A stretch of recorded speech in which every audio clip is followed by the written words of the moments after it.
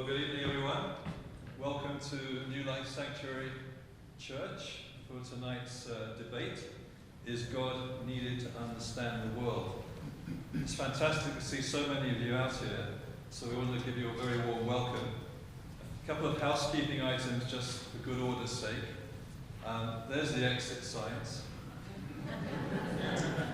What's that supposed to mean? Why are you laughing? And then out directly across the lobby, down the corridor, is a ladies' and gentlemen's restroom for those that need it. And then there's a little watering place if you would like to be discreet and get yourself a cup of water or something like that if you need to.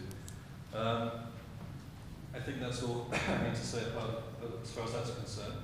So this is a fantastic turnout, so I'm amazed at how many of you are here. It's an important discussion. So some of you will be atheist persuasion, some will be agnostics, some skeptics perhaps, some spiritual seekers. Wherever you're at, you are very warmly welcome here tonight. And I hope you're going to be edified and illuminated by what you hear from our speakers.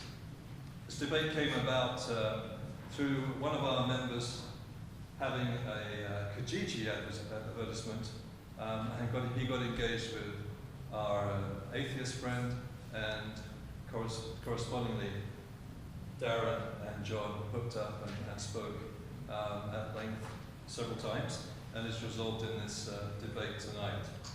So we're thrilled that you're here, and I have some bios and I have some instructions. I feel a little bit like in the middle of a boxing ring. It's not going to be like that, I can promise you. But there are some things we want to stay away from the emotion, and we want to respect each other tonight.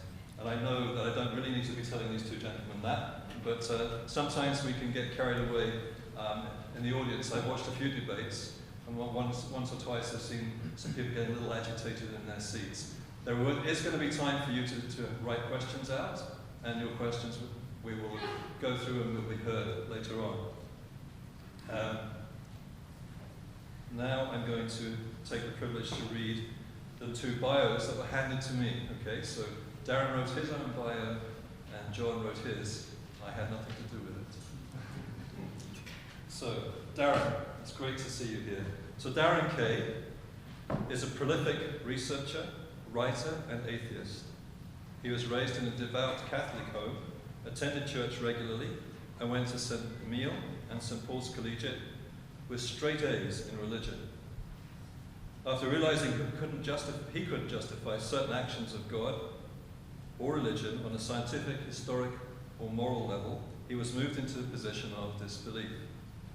Now he has turned his focus to having discussions on how to best understand reality with many different priests, ministers, and heads of religious organizations.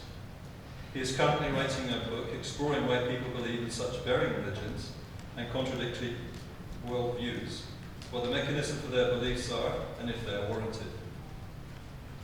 He says he's the father of 3 cats and a devout humanist, helping to open the eyes of people who wish to best understand and discuss reality. So please give a warm welcome to Darren.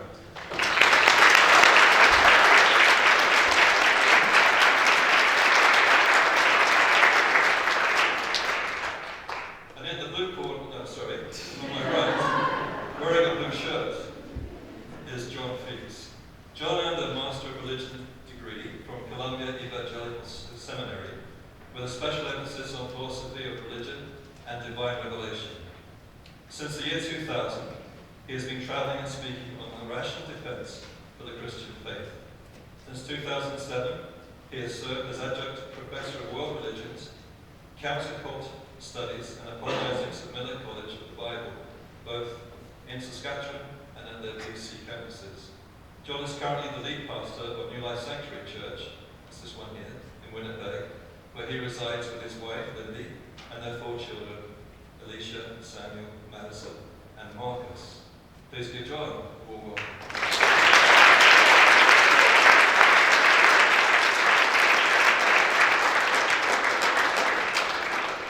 So I hope you all got your program here.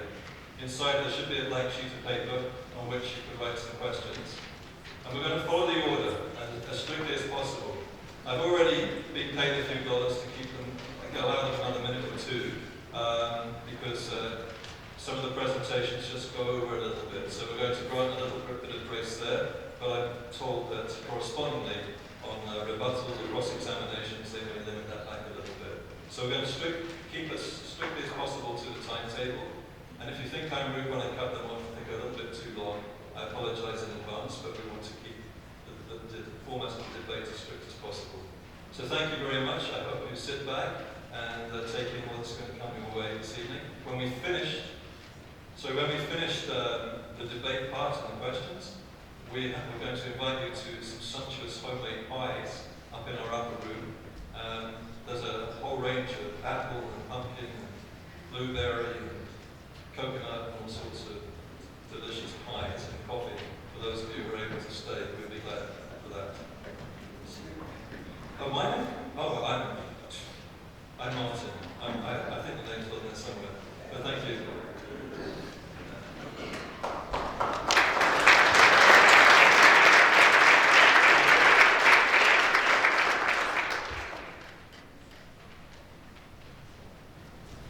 Opening arguments. Who's going first? Sure. Introductory remarks. 5. Well, thank you.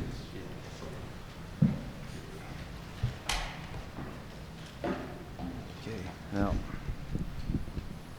gotta hate being short. Can everybody hear me okay? Can you hear me out there in TV land? Okay.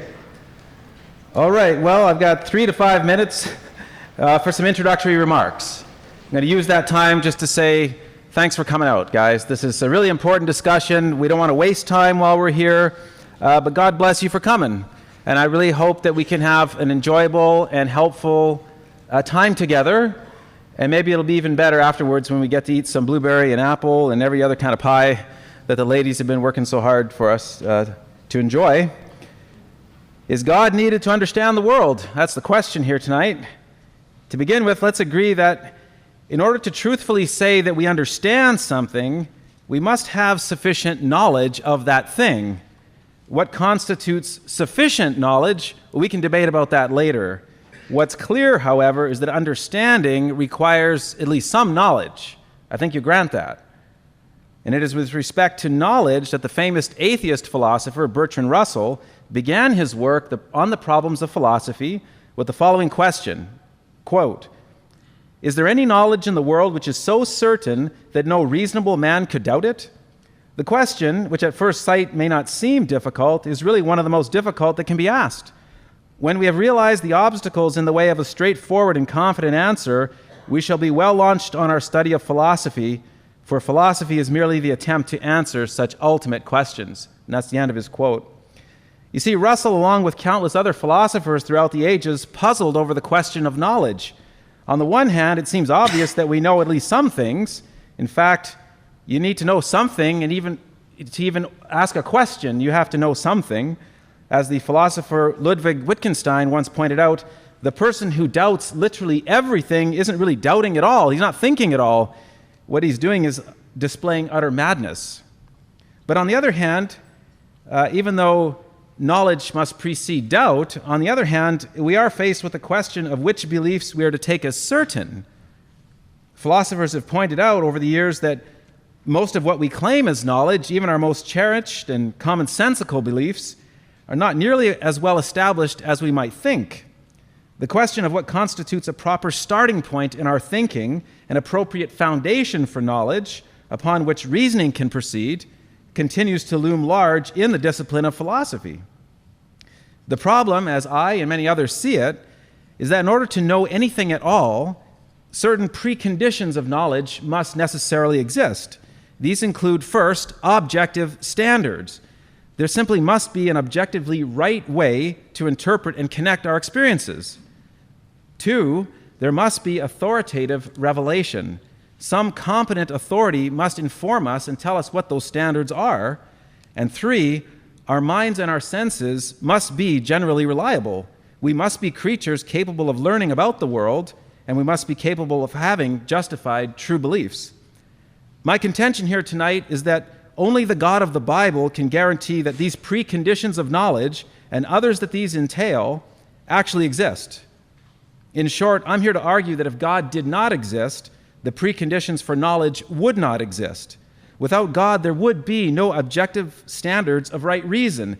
There would be no objectively correct way to interpret and connect our experiences. There would be no guarantee that we are creatures capable of learning. There would be no guarantee that what's going on in our heads is actually corresponding to what's going on out there in the world. Our knowledge about the world and our ability to interpret and connect our experiences aright, I say, is undeniable testimony to the wisdom, power, and grace of God. And so that's going to be the flavor of my argument tonight, and I hope that it's helpful to you, and I really hope that it's honoring to God, the God that saved me many years ago. So God bless you, and I'm looking forward to a nice exchange. Thank you so much.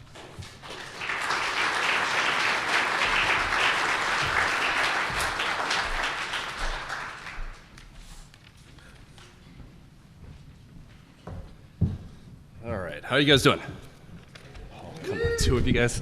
How are you guys doing? All right, good, excellent.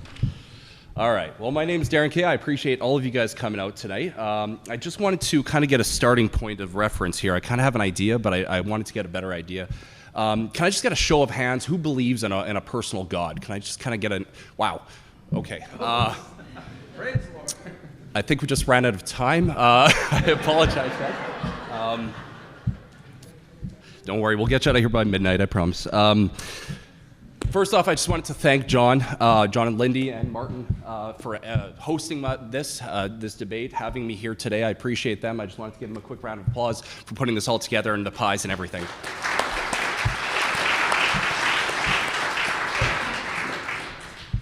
All right, so I hold the atheist position, and I often get asked, this is the number one question, why do I do what I do? For the most part, it's technical issues.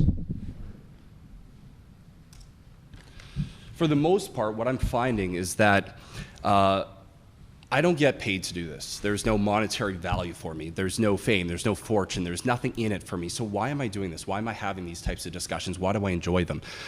There's a few different reasons. Oh, okay, I'm just going to use the pad. First off, it was mentioned earlier that these discussions can be a positive thing. There's nothing wrong with having these discussions. Oftentimes, when I'm doing these debates, these dialogues, most of the time there is emotion that gets involved. We start thinking, well, this is my worldview. Don't shake it, don't shatter it, don't question it. This is how we come to understand reality. And I think it's very important for us to have these dialogues, whether it's one-on-one with your family, with your friends, or with your priests and parish members. Something that kind of turned me away when I first got started was I started reading the Bible. I was raised in a Catholic home, and I read the Bible through and through a few times over. And one thing that kind of stuck out with me was this passage in 1 Peter. But in your hearts, revere Christ as Lord. Always be prepared to give an answer to anybody that asks of you for the reason that you have for your hope, and do this in gentleness and respect. And I held true to that. And for me, as I started looking through the Bible, as I started talking with people, there was a lot of questions that were raised for me. The three big ones to me were scientific, moral, and historical. And I couldn't answer a lot of them. And that kind of pushed me into, well, if I can't truly answer this question, should I have good reason to hold this belief? And so I started looking at why I think it's important to have these discussions, and there was three main reasons. Now, there is a plethora of reasons, but I think these are the main three that kind of stand out to me. The first one is donation of time. Our time is precious. It's finite. We only have a certain amount of it. And I knew that I was going to church at least once a week. I was going to private school. I was going to prayer meetings. And what I realized was that after about 20 years of doing this in and out, that time could be better spent for myself doing humanitarian aid, doing volunteer work, helping my fellow humans. Second thing that I looked at was the money. Churches take in billions of dollars every single year. They don't pay any taxes, and they have amazing buildings, architecture, and somebody has to pay for that. Somebody has to pay for the upkeep. Somebody has to take care of the congregation. And if you think about it, there are thousands of different denominations, thousands of different religions out there, and you guys are all atheistic to every single one of those. I just go one God further. if you could put yourself in that position to say, look, all those other thousands of religions that you don't agree with, those mosques, those temples, those Hindu gods, those what have you, imagine if they could spend their time and their money devoting it to humanitarian aid, okay? The third one I found very important was critical thinking. When lightning strikes, for example, what we could do is two things. We can see the lightning and we can say, okay, what is that? And the answer could either be, well, the lightning is, I'm not sure. I actually don't know. Why don't we investigate? Why don't we do some testing and find out a little bit of science and figure out what that is? The second answer is Zeus did it. But the problem with that answer is that it just puts a blockade between you and reality. When we come up with an answer that just says, look, God did it, what we're doing is we're stopping that investigative research, okay? The thing that I really want to point out is that we all do this. Every single one of you guys do this. I want you guys to think for a second, imagine if somebody close to you, a friend, maybe a sibling or a son or a daughter, started getting involved with maybe a cult of some kind. Imagine that they were involved in this terrible cult, and they were giving their time to this cult, and they were giving their money, maybe a third of their income, and they were struggling to pay bills. And maybe they thought that aliens implanted something into their body or into their brain, making them think or act in certain ways. And they were living this lifestyle. Do you guys think it would be important to sit down and have a conversation with them? I think it is, and I think it's warranted to have that type of conversation, not just with people like that, but with all walks of life. The worst thing that can happen is we can come to a general foundation of information. And so that's kind of why I'm doing what I'm doing. And if somebody of a different worldview comes to you, I think it's important that you guys have that dialogue with them. And worst case scenario, again, we're just going to have more information posited. And that's why I think just keeping your mind open. I want to make one last point here. Being an atheist is not I don't believe in God. It's a rejection of the belief in God. And again, I want to point out the fact that of the thousands of religions and the thousands and thousands of gods out there, you guys, again, are all atheistic to every single one of them, okay? There is just one extra God that you hold in antiquity, okay? So I want to leave you guys with that on my opening remarks, and I appreciate your guys' time here and coming out tonight.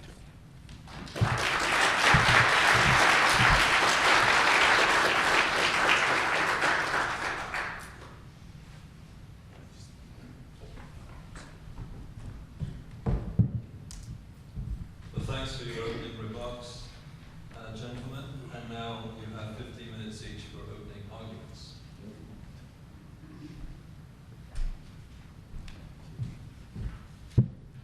Wow, that's bright.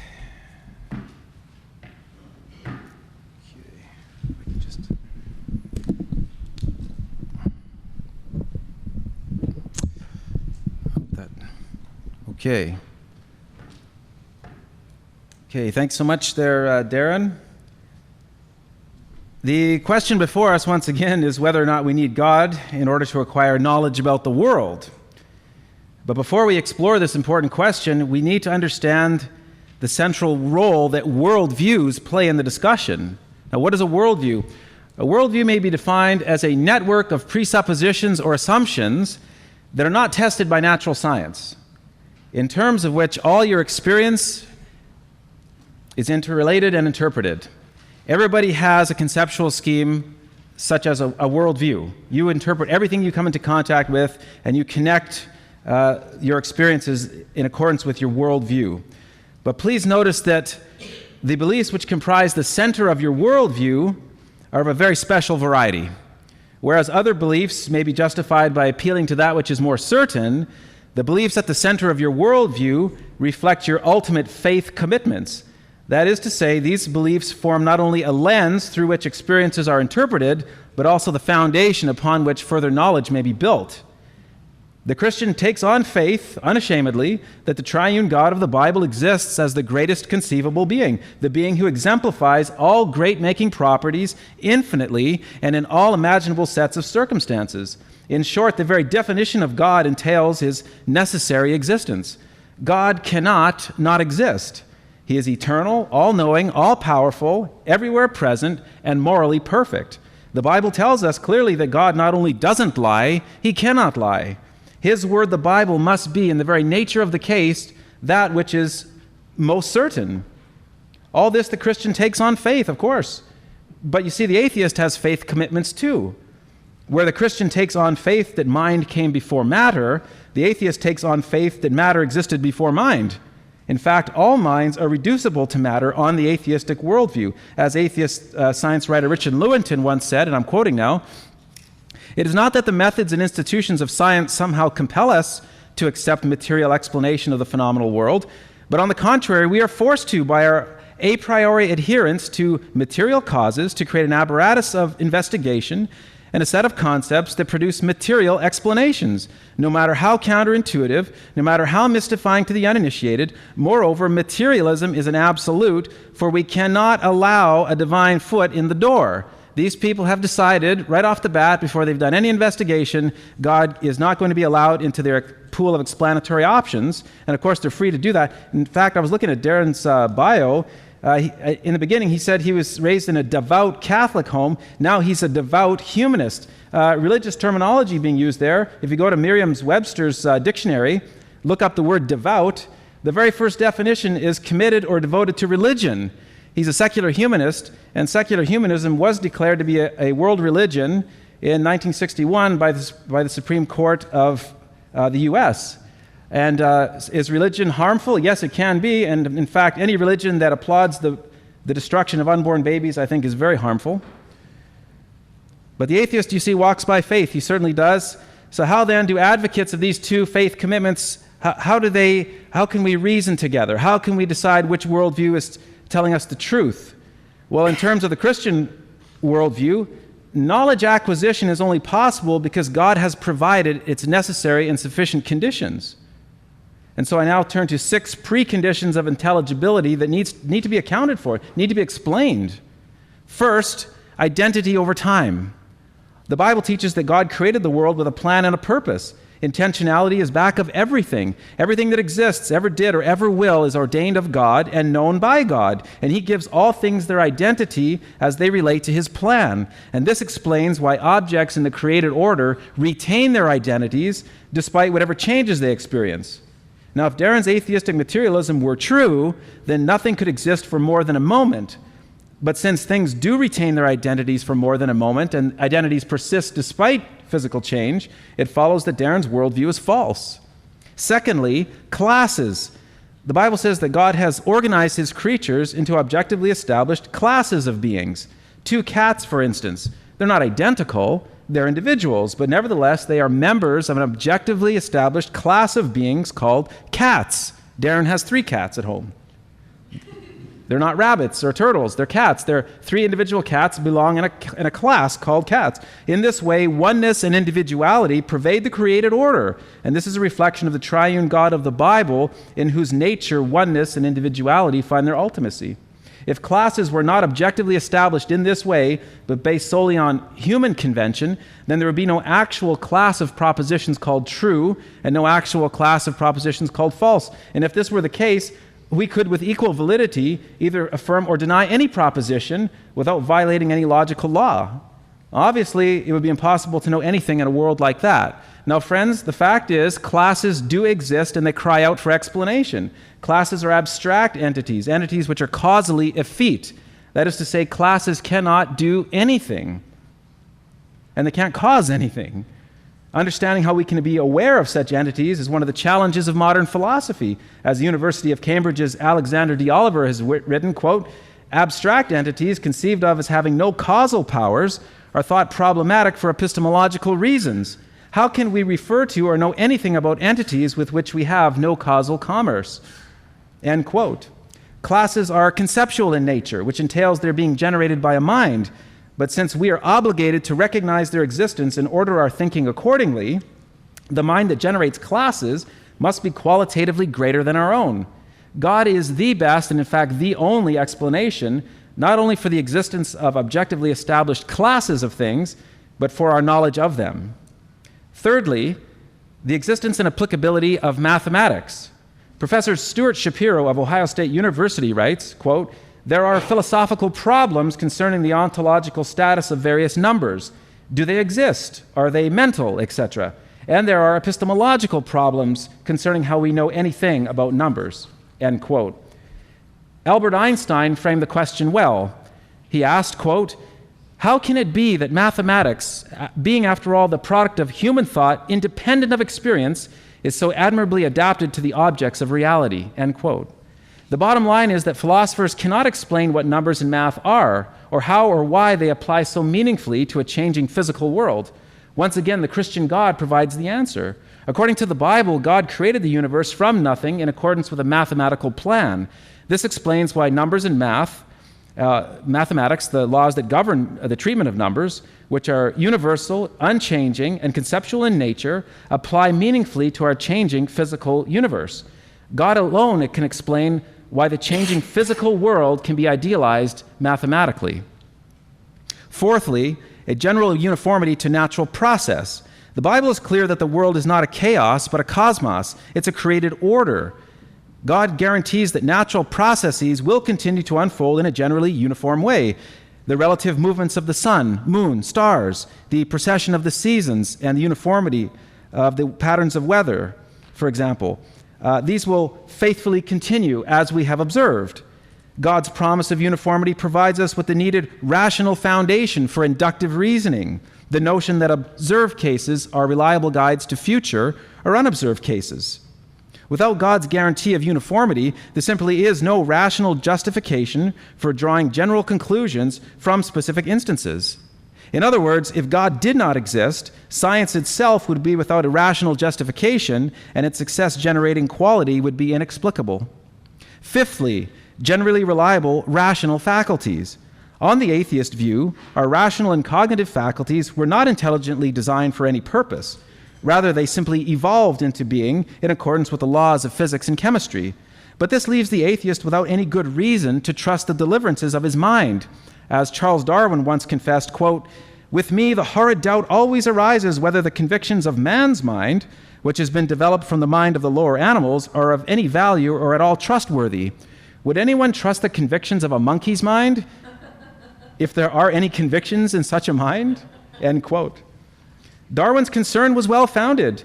If atheistic materialism is true, then beliefs are nothing more than long-standing neural events. They are simply electrical chemical reactions in a physical brain. But how can one physical act involving the nervous system be truer than another? Can one itch or one toothache be truer than another? Clearly, there is more to our thinking than neural firing in physical brains. On the Christian view, God created human beings in his own rational and moral image and likeness. And as such, human beings come into the world pre-programmed to think rationally. That is to say, humans have an inbuilt sensitivity to God's objective rational standards, what we normally refer to as the laws of logic. We may say that our thinking is rational when it is in congruence with God's rational standards. We may also say that our beliefs are true when they correspond to God's knowledge. What better explanation can there be for the existence of prescriptive laws of thought and our knowledge of them? 4 millennia ago, God asked a similar question.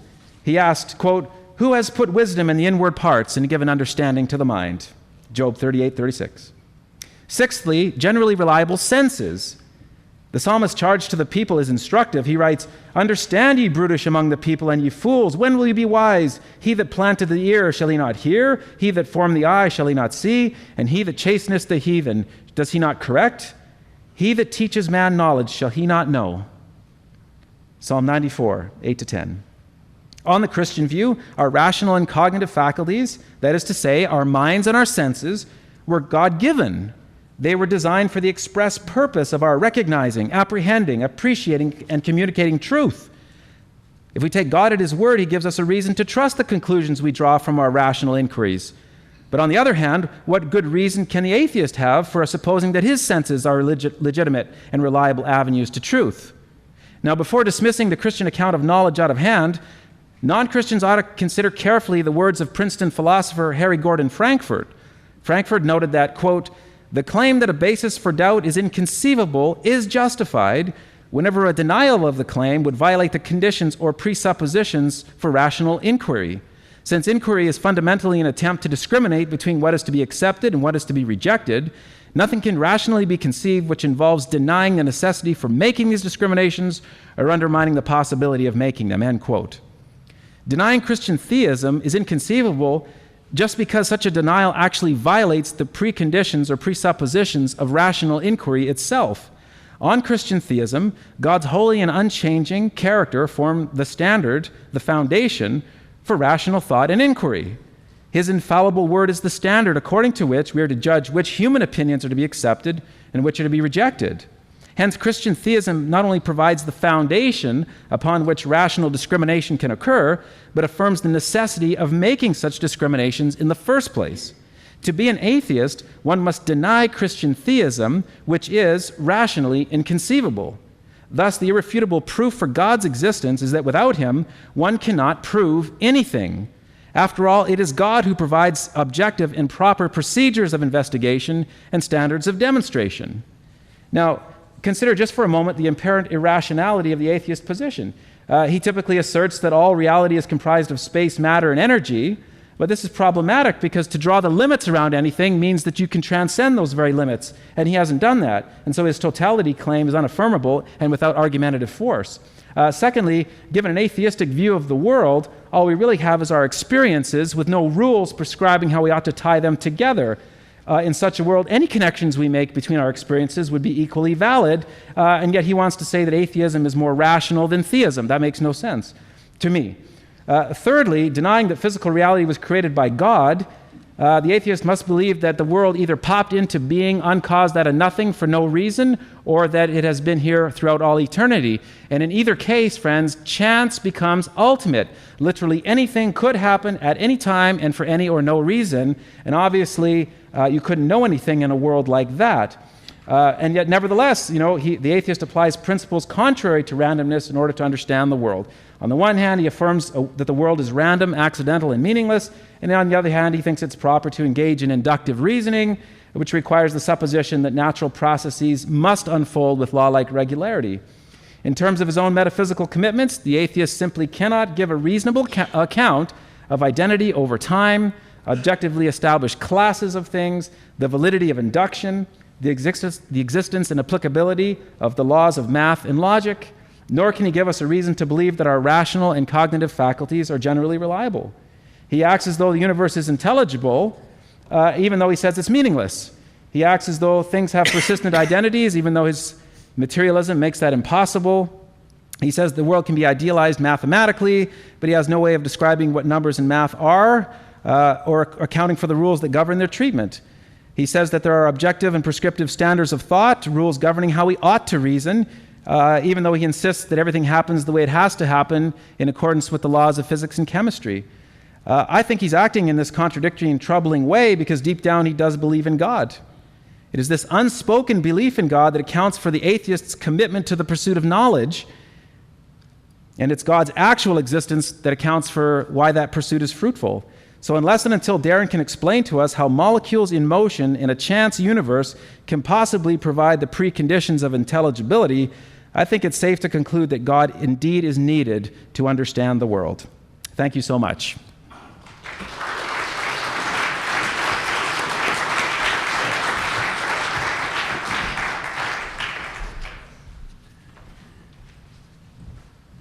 All right, wow, that was a lot to unpack, wasn't it? Jeez.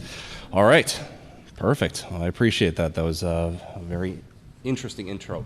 I'm going to start by saying this is my introductory statement. This is not the rebuttal round, so I'm not going to be addressing those right now. So if I've heard debates before where they say, hey, you didn't address any of the things I said, that's the introductory. So I'm going to explain kind of my position on this transcendental argument for the existence of God. Now, this stuff is, it's thick. We're going to lay it on thick with you guys tonight. I'm not a philosopher. I'm not a theologian. I didn't study this. I have no formal background in education. This argument actually was presented to me by John recently in the last month or two. So I'm fairly new to it. So I'm trying to understand and wrap my head around it, and I'm sure most of the people in the audience are doing the same thing. I don't think, now I have a lot of discussions with people. I sit down with all types of priests and parish members and congregation. I don't think I've ever bumped into anybody that's turned to the faith because of the transcendental argument for the existence of God using presuppositional apologetics. Now, that's a lot to unpack. I'm going to do my best to explain what that is. I call it muddy waters. a lot of the things may have gone over your guys' head. It sounds, there's a lot of big words and a lot of new words. What do they mean? And I had to learn a lot of these in the last month or two myself. I can see why it's an attractive argument, though.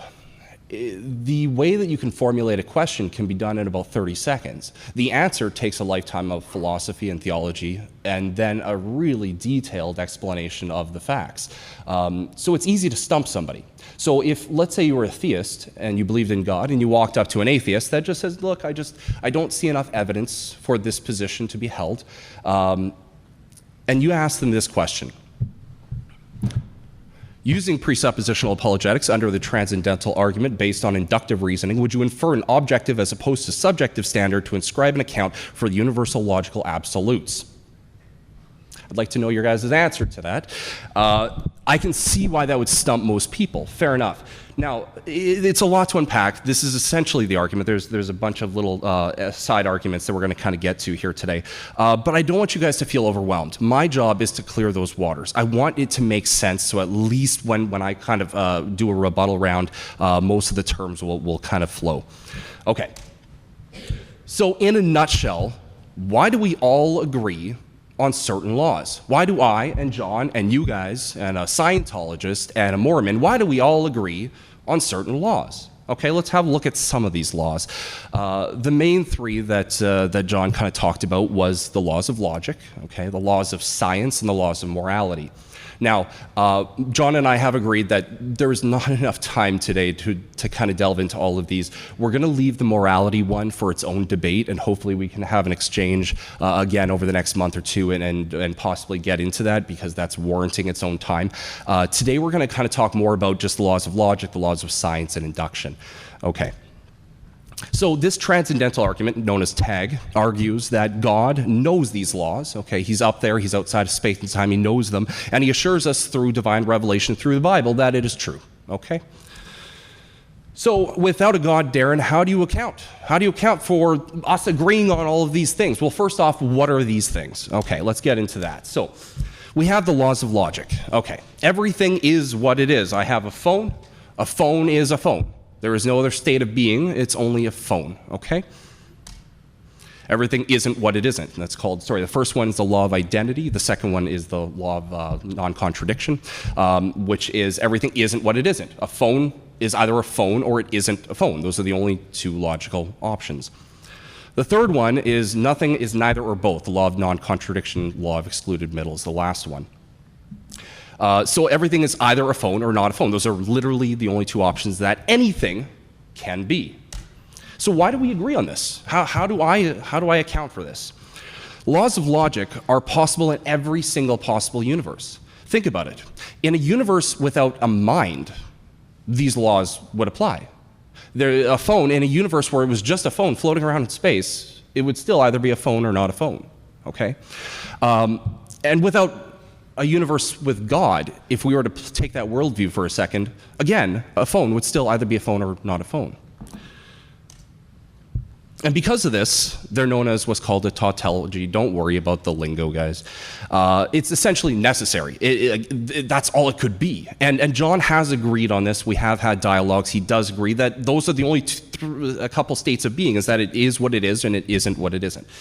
I know, I apologize.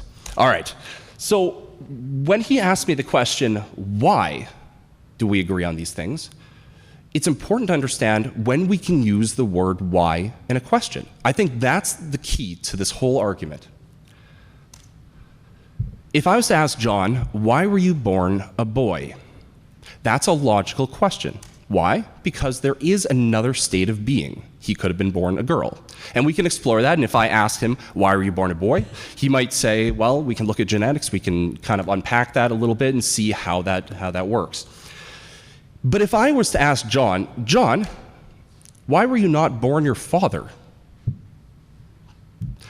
That's an illogical question. You can't ask that. You can say the physical words, sorry, not physical, you can say the words, but there is no answer to this because he can only be born the son. He cannot be born the father. There is no possibility. So there are certain times that you can ask why and certain times you can't. It's a nonsensical question otherwise.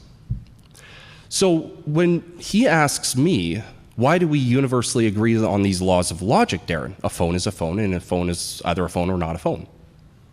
Why do we agree on them? This is also a nonsensical question, because there is no other state of being. It has to be what it is. There is no other option. I've recently had a conversation with John, and I asked him a question. I said to John, okay, I'm kind of curious. Why, if there is a God, and we both agree on that, why does God exist? Why? And his answer, word for word, verbatim, is, as to your question, Darren, about why God exists, it seems to me that if why necessarily implies that things could be different, then asking why God exists would be nonsensical. End quote. All I have to do then is take his exact question and replace the word God with his question of laws of logic.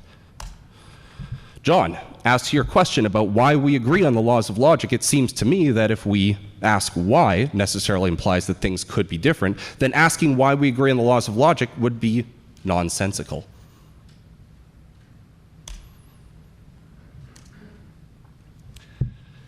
All right. I find this very interesting. John's worldview is not just against atheism. I want you guys to really think about this for a second. If my opponent wants to win tonight's debate, he has to do this. He's going to have to explain to you guys how his position is accurate in lieu of every single other worldview out there. Every other religion, every other denomination of every other religion in antiquity ever posited, he's going to have to formulate a response to every single worldview to say only his version of the Christian worldview is correct, in lieu of Mormons or in lieu of Muslims or in lieu of Hindus. And the interesting thing is I've seen these debates happen online. You can go look them up. You can see a Muslim debating a Christian using the tag argument, saying, I'm a Christian, you can't account for these laws unless you have my worldview, and the Muslim's saying the same thing. So he has to also demonstrate that if he wants to win tonight's debate. The other interesting thing is he also has to demonstrate how it also accounts for dismissing every other worldview into the future. Every single worldview that he could possibly think of, and every single worldview that he can't possibly think of, ever posited in the future. And I don't think we're going to have enough time for him to do that today. I'd be very interested to hear his response on it, though. Now, it also assumes God without any evidence. He had 15 minutes. I didn't hear any evidence, any evidentiary claims for a God actually being present. He's just arguing for abstract ideas, in my opinion. I'd like to hear how we even know there's a God in the first place, okay? And I can talk about things through science and probability and induction. I can safely infer that I have an idea that the sun's going to rise tomorrow. I know that because I can base it on some sort of empirical evidence. It's testable, and I can put a probability on that number. Now, it might not be 100%. There is a chance that the sun may not rise tomorrow morning. It could get knocked out of orbit or what have you. But I can be generally pretty sure that it is going to rise, and I can label that with a number. Now, what John has to do is he also has to borrow from my worldview. He has to take these probabilities into account, and then he has to add an extra cog to the wheel, an extra variable that doesn't need to be there, God. Because not only does he have to say, well, I'm going to take Darren's probability that the sun's going to rise in the morning, and he probably does agree on certain parameters of that, but if you look at, for example, the book of Joshua, where it talks about the sun standing still for a day, or God doing these miracle claims, God can do whatever he wants at any point. So he could, through a miraculous miracle, have a reason to stop time or to not let our induction work. So we're adding an extra variable that doesn't necessarily need to be there. I think just kind of looking at the arguments, I do apologize in advance, guys. I like to have these discussions about, where God comes from, why there's evidence for him. I understand the role of these discussions and why the tag argument can be attractive. I don't want to lose you guys in the jumbo though. Okay, so we can definitely try and clarify some of these points in the rebuttal rounds. But I think these right now are kind of why, and I'd like John to kind of address in the rebuttal rounds the question of why. Are you allowed to answer that question? Okay, so I'm going to leave it there. Thank you, guys.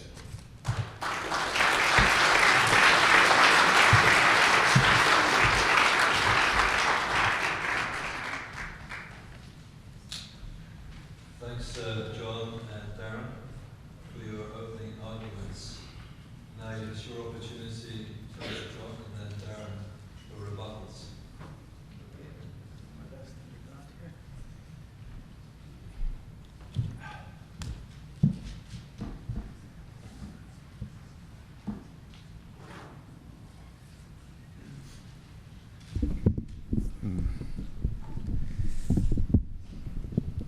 I think I'm going to get myself a soapbox to stand on here. Okay, thanks again, Darren, for sharing with us here. You said no one gets saved through the transcendental argument. I agree, Jesus saves. Arguments don't save people, so I agree with you 100%. You want to know how I know God? Because he revealed himself to me in my heart of hearts. In the pages of the Old and New Testaments, he reveals himself in the created order, his signature's on everything. Every fact is connected to God. Every fact is known by God. And he's revealed that to me. He's revealed it to you too. That's the reason why you're able to stand here today and formulate arguments, even arguments against him.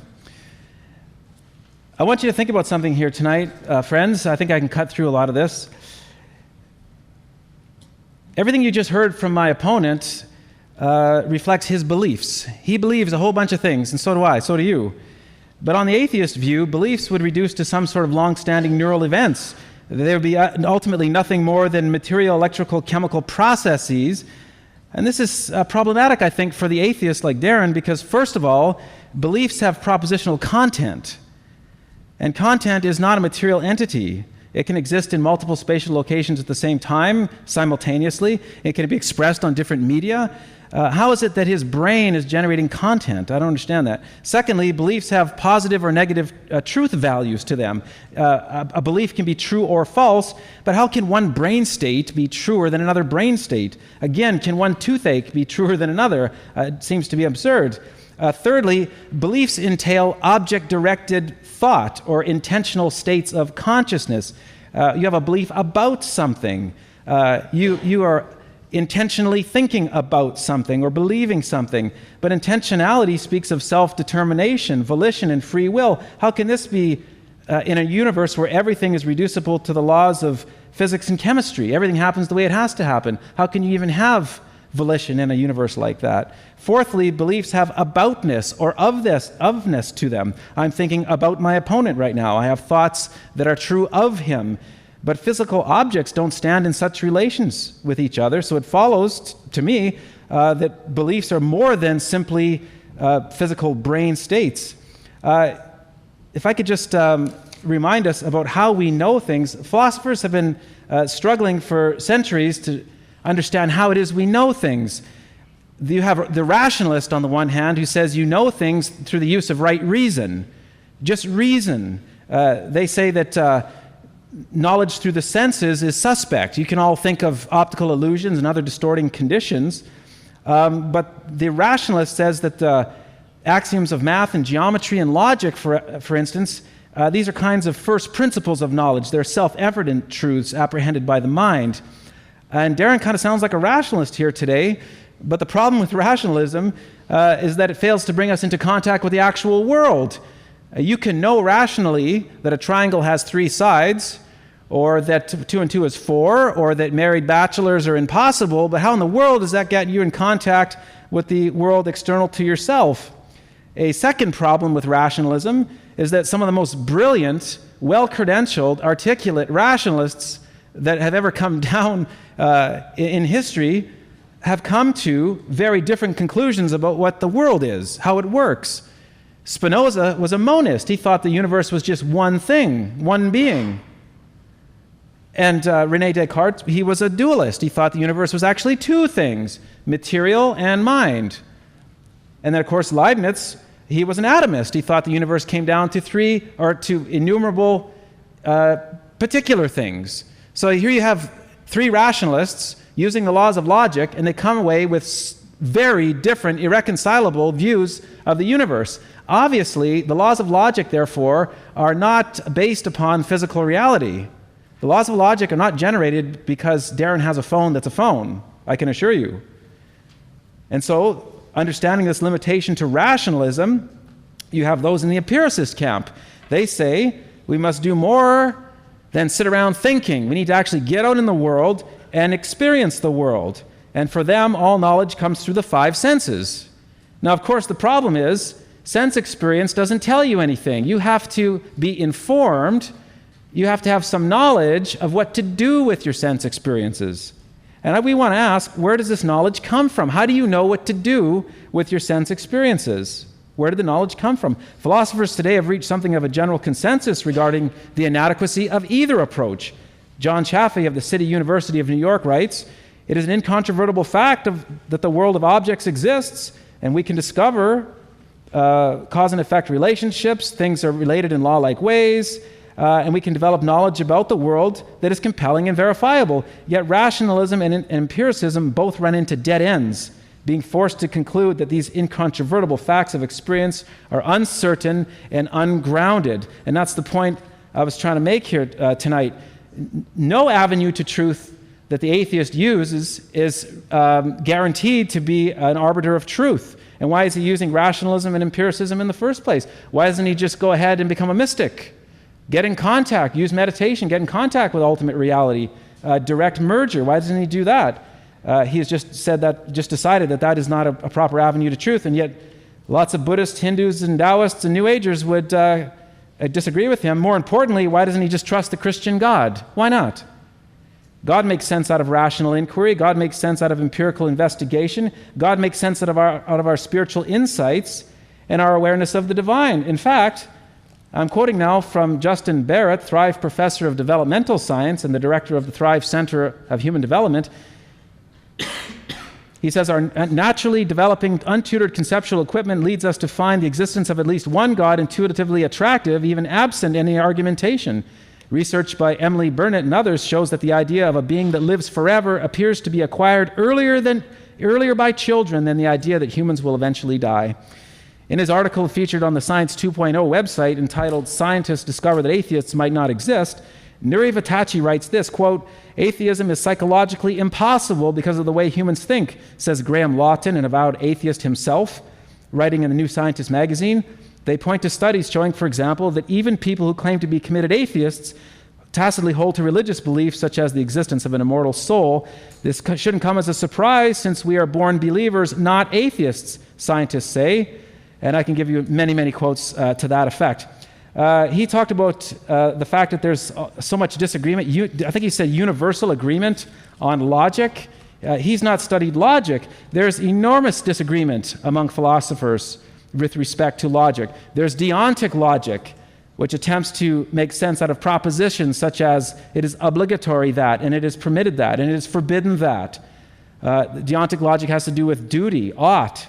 And then there's deviant logic and various forms of deviant logic, like fuzzy logic and multi-valued logic. And there's an ongoing debate right now on whether or not logic should focus on formalism and rigor or on semantic precision. He says that logic is what it is and it can't be otherwise because he can't imagine it being otherwise. Well, I like to say this claim he's making is contingent upon the supposition that possibilities in reality are limited to what he can conceive.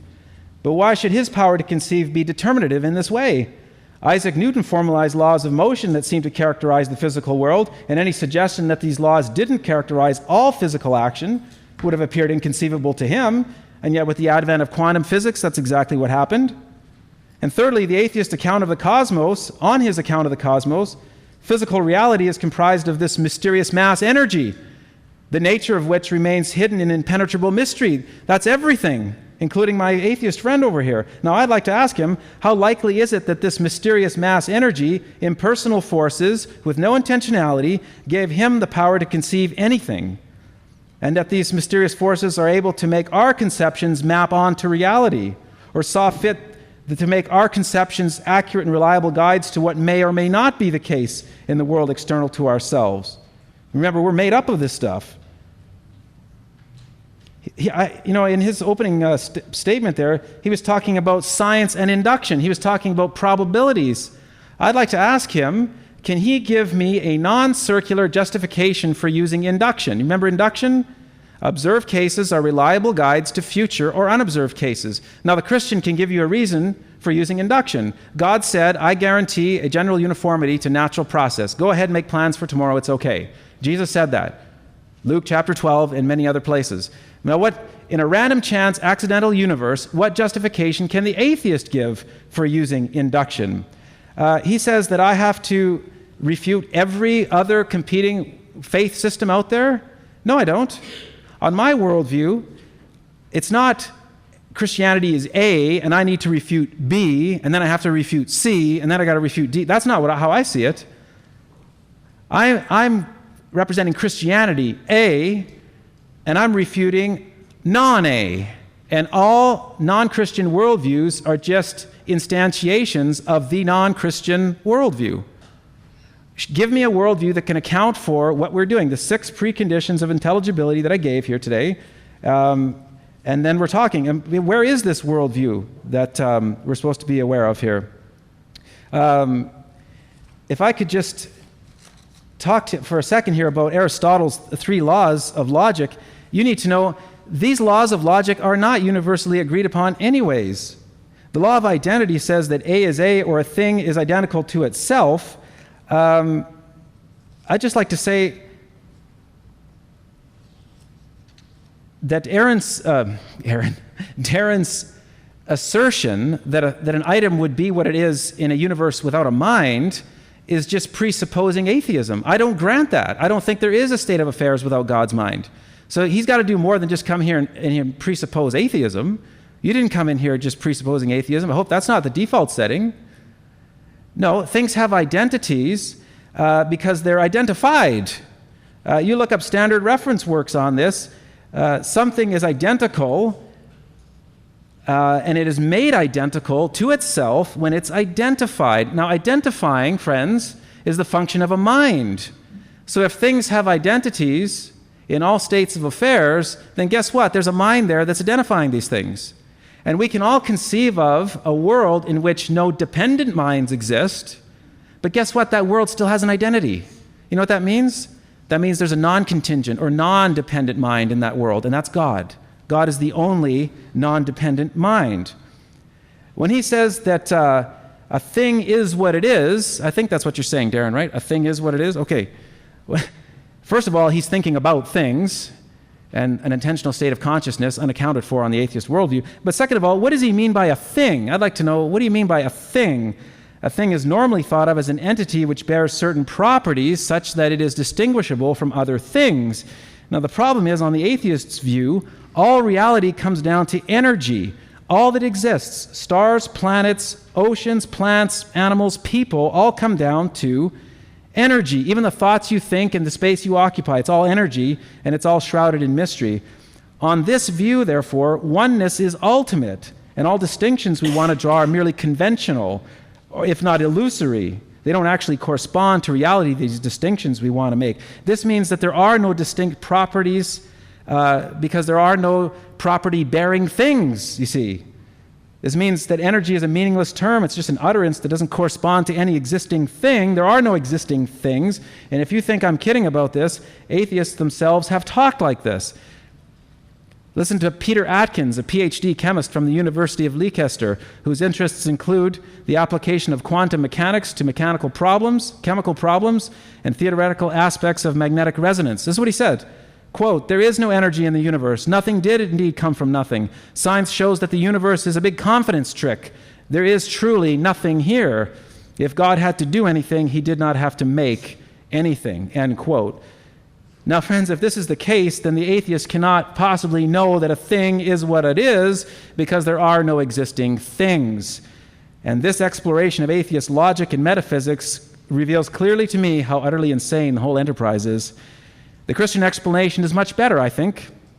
On the Christian view, God created the world filled with distinct things, which are identified as they relate to his plan, and they're grouped together into objectively established classes of things. In other words, we do have knowledge of existing things and that they are what they are because existing things were first created and identified by God. We recognize these facts easily because God has equipped us with minds capable of doing so. I think I'm going to leave it there. I don't want to keep rambling on. I think I've answered most of the questions there. If I didn't, well, maybe we'll catch them in the Q&A session. But thank you so much for your time, for listening patiently through all this. God bless you.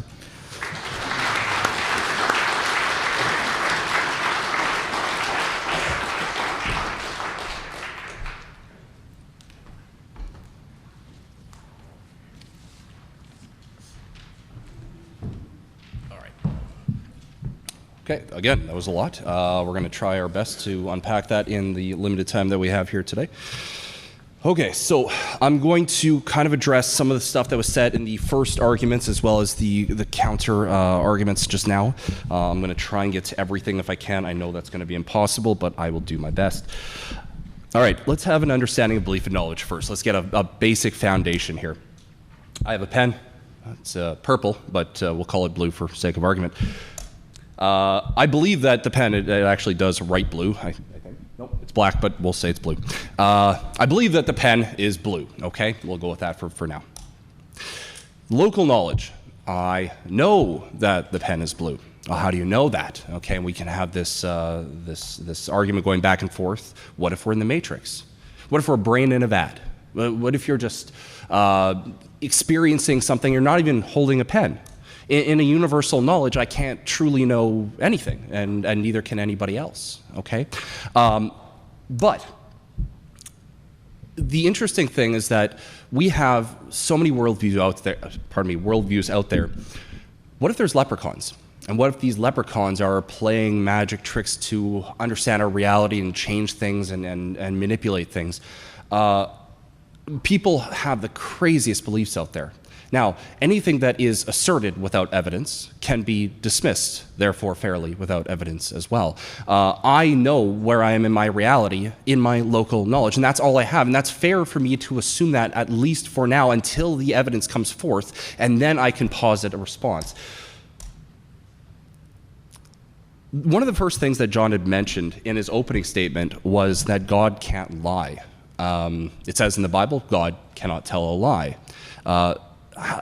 If I say to John, okay, well, he says to me, you can't understand reality. You can't understand if you're not a brain in a vat or in the Matrix or that you're even holding a pen. You can't understand any of that unless you have a God outside of this reality that tells you that you're not in this Matrix. And I say to John, John, well, then how do you do it? And he says, well, I've got this book. I don't have one handy, but I've got the Bible.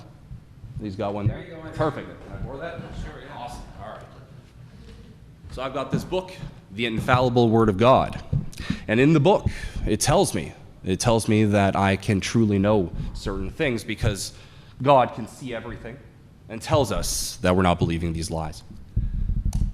Let's explore that. Let's look in the Bible. 2 Thessalonians, if you guys want to follow along, more than welcome. And for this, God shall send them a strong delusion that they should believe a lie. So God, in his own book, says that it is possible that he allowed people to believe a lie. In 2 Chronicles, now therefore, behold, the Lord hath put a lying spirit in these thy prophets, and the Lord hath spoken evil against thee. So not only can God lie, but God can put an evil spirit in the mouth of his prophets. The people that are actually writing these books, people like Paul, people like John, Matthew, Mark, Luke, possibly even the ministers, the priests, the parish members, the Pope, what have you. Is it possible that if he can deceive us, and he can deceive through his word, that he could be telling us a lie? In Jeremiah it says, then, Lord, surely thou hast greatly deceived these people in Jerusalem, not just one person now. He's deceiving a whole nation of people all at once. And again, in Jeremiah, he says, O Lord, thou hast deceived me, and I was deceived. Thou art stronger than I. If he's stronger, could he be a trickster God? We've seen examples, these are only a few, that he could be telling us a lie. What if it's part of his divine plan that maybe we are in some sort of a matrix, but it's part of his divine plan that he needs to lie to us like he has? I want you guys to imagine for a second that you're walking through the woods, and all you've got is a compass. This compass has been testable and reliable for you in the past. It's worked. There is a small chance that overnight it got demagnetized or it doesn't work or something happened to it. But now if you're lost in the woods and the only thing you have to use is this compass, it is fair for you to use this compass. When I say that I'm holding a pen, I might be in the matrix, yes.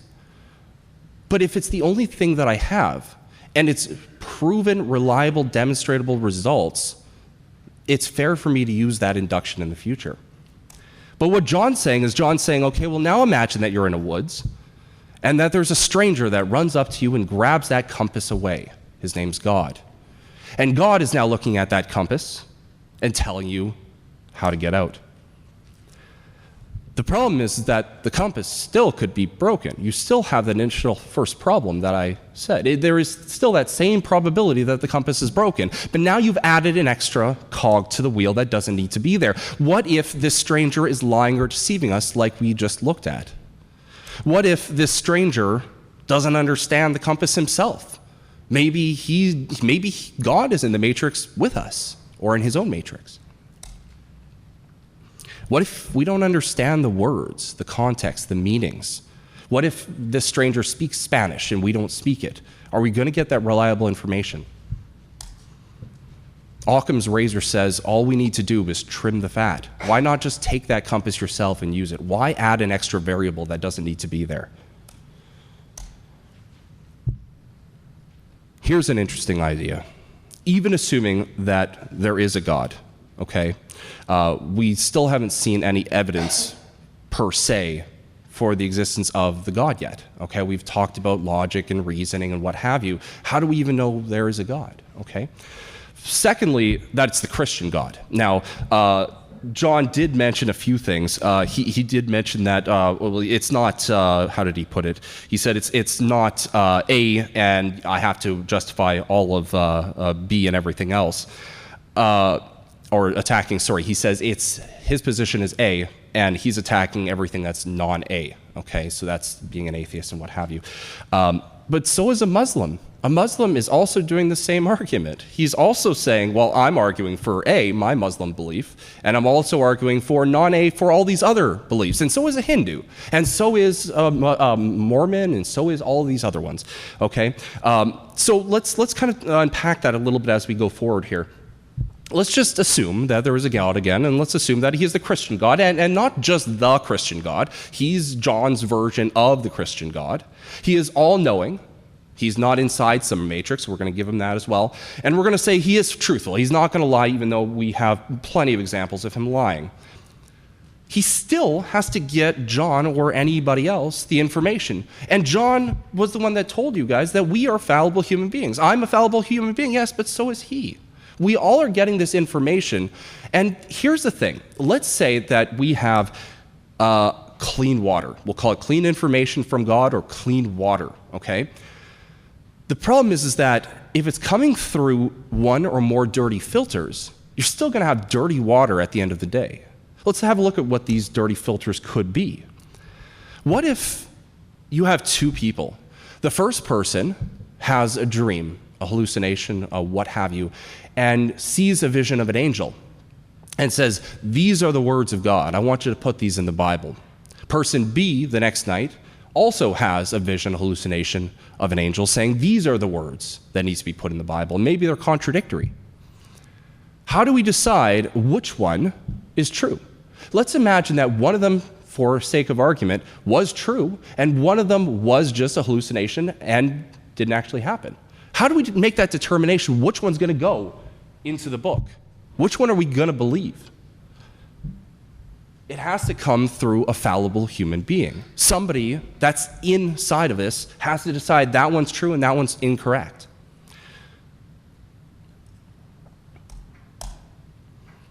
Was it passed through oral tradition?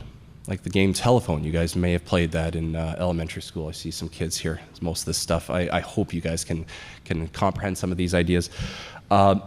When you play the game Telephone, I'm going to tell you guys a story. Now, as I was growing up, I did a little bit of magic, okay? I did sleight of hand card tricks and things like that, and I did children's birthday parties and what have you. Now, when I was in St. Paul's, it was interesting because I still remember this just like yesterday. I remember one day I was doing a card trick, and I took a deck of cards, and the fellow took a card, placed it back in the deck, and I threw it against a wall, and his card stuck to the wall. Some of you guys might know this trick. It's not that difficult. I got about 20 or 30 people around me, and they were saying, wow, that was impressive. Is what it is. The day went by. At about lunchtime, I remember I heard bum, bum, bum, bum, bum, bum, bum, bum, bum, bum, bum, right to my door. I was in a classroom. And knock, knock, knock, and there was about 30 people there. And they said, you have to do that trick you did in the morning. And I said, which one? I did a bunch of them. And they said, the one where you took the card and you threw it at the pane of glass, and it was on the other side of the glass.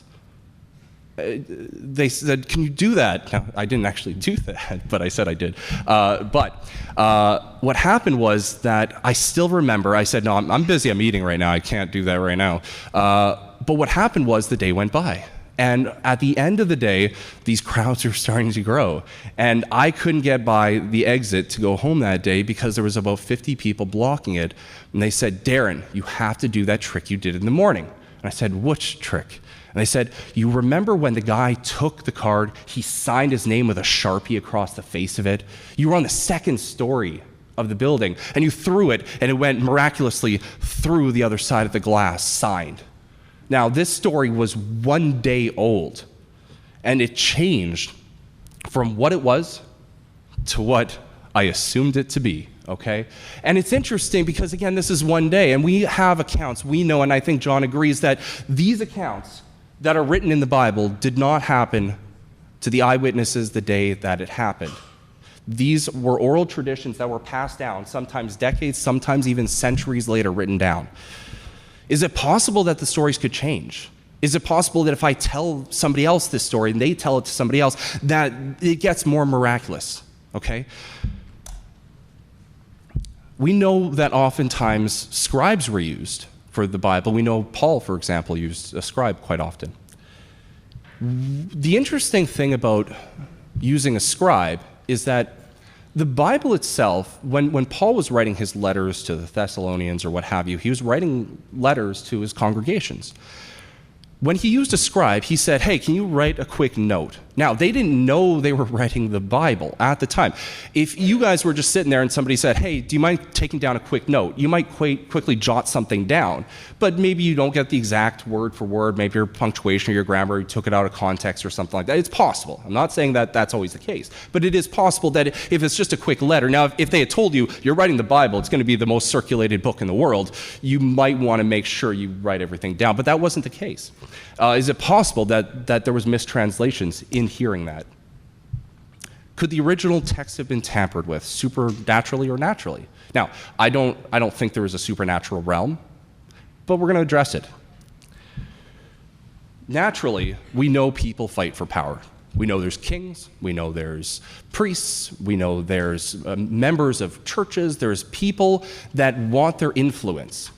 If I know that there's this book that's being circulated around the populations, and I'm a king, or I'm a prince, or I'm a priest, or a parish member, or something, and I have a worldview that I want out there, maybe I just change a word or two. Maybe I tamper with it a little bit so that my worldview comes through, and now it's passed as the word of God. But also, if you are going to posit a supernatural realm, you also have to take into account things like Satan, for example. Now, again, I don't believe that there is a Satan, but if I was, and I'm not saying I am, that's not my position, guys, but let's say I was. Let's say, for example, just for sake of argument, that Zeus was real. That was the true, real God, and his 12 demigods of the Roman world or the Greek world were the true gods, and I was Satan. Now, what would be the best way that I could facilitate people not following Zeus anymore? Well, maybe I whisper into a scribe's ear. Maybe I whisper into Paul's ear. Maybe I write the actual book itself. Maybe I, through these fallible human beings, maybe I change the text some way or another.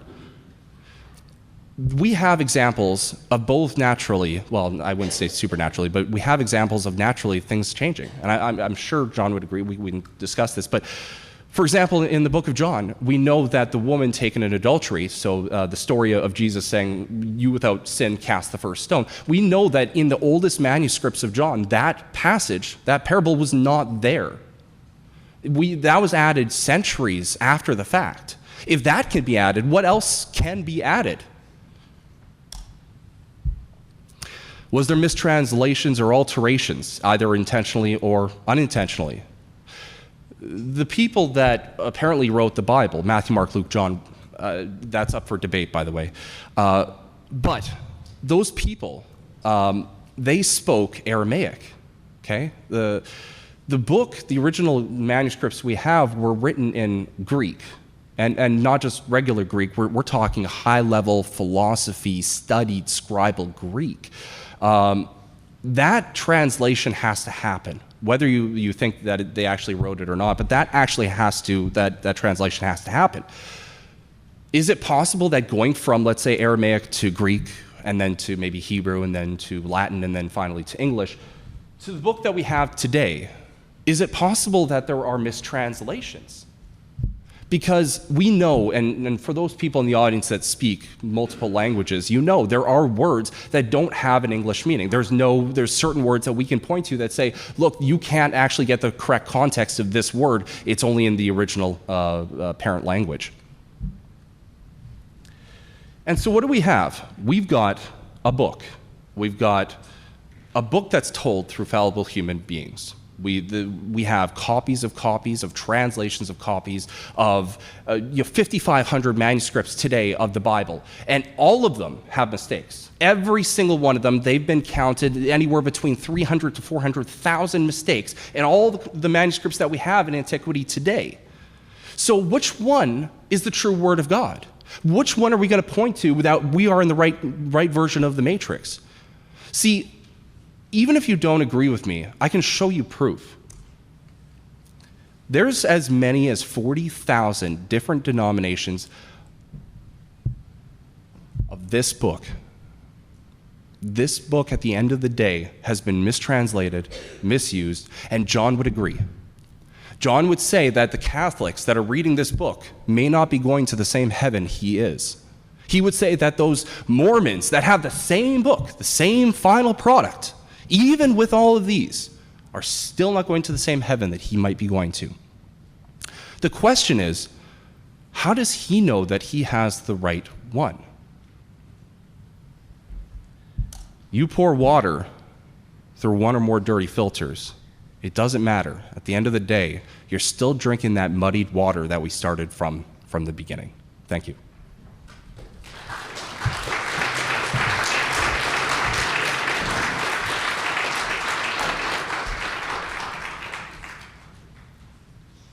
Thank you, John and Darren, for that.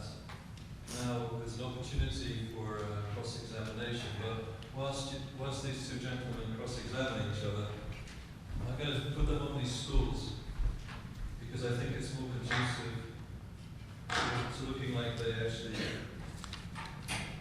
kind of like each other a little bit. Oh, we're great friends, by the way.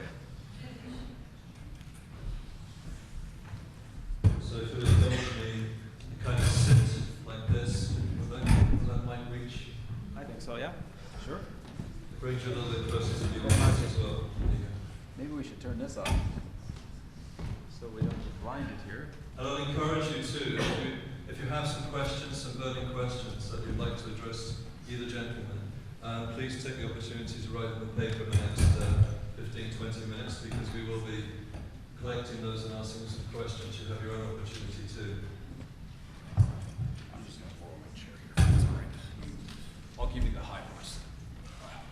we're going to be able to see each other eye to eye if you sit in that thing. Should I get mine too? This section is the cross-examination. I'm sorry. I don't like this incongruency here.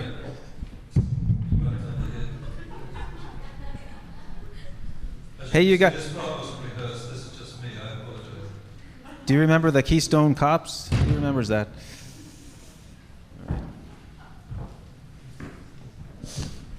Okay. Look at this, old school, new school. Look at it. A phone is a phone. Okay, who's starting off here? I'll let you take the floor. Okay, so 5 minutes of cross here. Okay. Okay, Darren, you said in one of your speeches, you can't know anything universally. Is that correct? You can't know anything universally? I would say it's very tough to have an absolute knowledge of anything, but I would also posit that neither do you. Right, that's not my question though. You said we can't know anything universally, and I'd like to know what you meant by that. I would say that I can't know anything outside of my local reality. Okay. I think that would be fair. Okay, and you stand by that? I do. Okay. You said you can't know anything universally, and that means your own reality. And then you went on to say that neither can anyone else. That sounds like a universal claim to me. Are you contradicting yourself? Well, no, but I'm saying that as a fallible human being, we all are in the same epistemological boat together. Right. You just made a universal truth statement, and you said we couldn't know those universal truth statements. I would say as fallible human beings, I would attest that, yes. You just called all human beings fallible. Yes. How do you know that? How do you know all human beings? You've never talked to all human beings. What justifies this universal claim that you said we can't really make? I think it's fair to assume that unless we are saying that we are omniscient, I don't think any human being is going to make that claim, that it is fair for me to make that assumption unless somebody is coming forth with that claim. So you just used the word fair. Can you justify that? What do you mean it's fair to make that assumption? I need empirical evidence for somebody to come forth to say that they are omniscient, for example. How do you know what to do with your empirical experience? How do you know? You don't believe that all knowledge comes through the five senses, do you? Well, no, I don't. Okay. So where did the knowledge of what to do with your five senses come from? I will clarify, though. There are more than five senses. There is quite a few. Hot and cold, for example. Touch. Spatial understanding, pain, for example. There is multiple. There's about 25, actually. But, yeah. Can you give, so you can't justify this universal claim you're making. You said you can't know anything universally, and then you made a universal claim. Okay, number two, can you justify in a non-circular fashion the validity of induction? Yes. Yeah, please do. Okay, I knew you were going to bring this up, so I kind of got some notes prepared. I've been speaking with recently, and this is such an interesting dialogue. First off, I don't mean to take away from your time, but I do want to thank you for raising these issues with me, because it's really gotten me to think deeper than I think I ever have relating to philosophy and what have you. Recently, I've been in dialogue with the leading expert on this subject worldwide. He's an atheist, but he also teaches people on induction. And we had a recent dialogue for about 3.5 hours on just this subject, and it's amazing. His answer, and his name, if you guys want to look him up, his name's Ozymandias Ramses II. He says, this is his word, induction. We don't have 100% rational justification for induction, but neither do you. And I also have to add a tagline, especially involving a God that does miracles, because of the fact that he can change our induction at any time that he wants. So if I say I'm going to have a course of action because of my past experiences, I'm going to move forward in the future with these, at least I can make some sort of justification. Right, I'm asking, asking you to critique my worldview. I'm asking you to answer the question. Do you have a rational justification? Yes, I do. We have goals and needs. We get hungry, we feel a need to fill our body with nourishment. And it is fair and assumptive to use induction as our first course. Why is it fair? because right now it's essentially the only thing that we do have to point to. But at the same time, what we're talking about is we're talking that we don't have another. What else is there to use? That would be my question. Well, it's not your time to cross-examine. That's right. It's my time. So you really don't have a rational justification. You're just saying it's worked in the past, so we're going to keep using it. I'm saying it's working in the past, so it's fair to use it in the future. Okay, so you're assuming the inductive principle to use the inductive principle. That's not rational. It's fair to use it first. That's my point. Everything else, if we have just a subjective standard on what we're going to do, they all are the same probability, but it's fair to use it first. Right, but probability is based upon the assumption of uniformity, right? And this is just another dimension to the problem of induction. What justifies you assuming uniformity? Well, and I really wish we could unpack a lot of these. I don't think we're going to get to it. Give her. We should have given more than 5 minutes for the cross-examination. Okay, can you reformulate your question one more time so I can? Well, to assess probabilities, which is you say you can, you need to assume uniformity. But that's just another dimension to the problem of induction. What justifies you assuming uniformity? Well, if I have testable, repeatable, reliable results from my past, it is fair for me to assume those at least first before I figure out another course of action. We don't have anything else to use, and therefore it's fair that we use that induction first. I'm going to get that in my closing remarks. Your card analogy about in school, teenagers told stories about your magic arts and your ability. Those are teenagers, right? Yes. And they were telling... Also the teachers and the parents, I suppose. Okay, so teenagers were there in the public school. This is a private school. This is St. Paul's. St. Paul's, Catholic school. Yes. Okay. Was anybody telling this story, were they under threat of persecution for believing in your powers? Not necessarily. Not necessarily? I mean, they were under persecution from their fellow classmates, I suppose. They were under persecution for saying they saw you do something amazing? No, they weren't. Okay, just thought I'd ask that. Is logic based on the physical world? I would say that logic is based on the physical world, yes. Is A is A? Yes. Does that obtain in a possible world without matter? Yes. Then how can the laws of logic abstracts can still be what they are? But A is the logical law, you said. Yes. And you say it exists in a world without matter. So how can it be based on a material world? Because even without material, even without a mind, even without a God, anything, even let's take nothingness, for example. So absolute nothingness, and there's different understandings of what nothingness even means, but nothingness itself either is nothingness or is something. It's still a part of the logical laws. Yeah. Okay.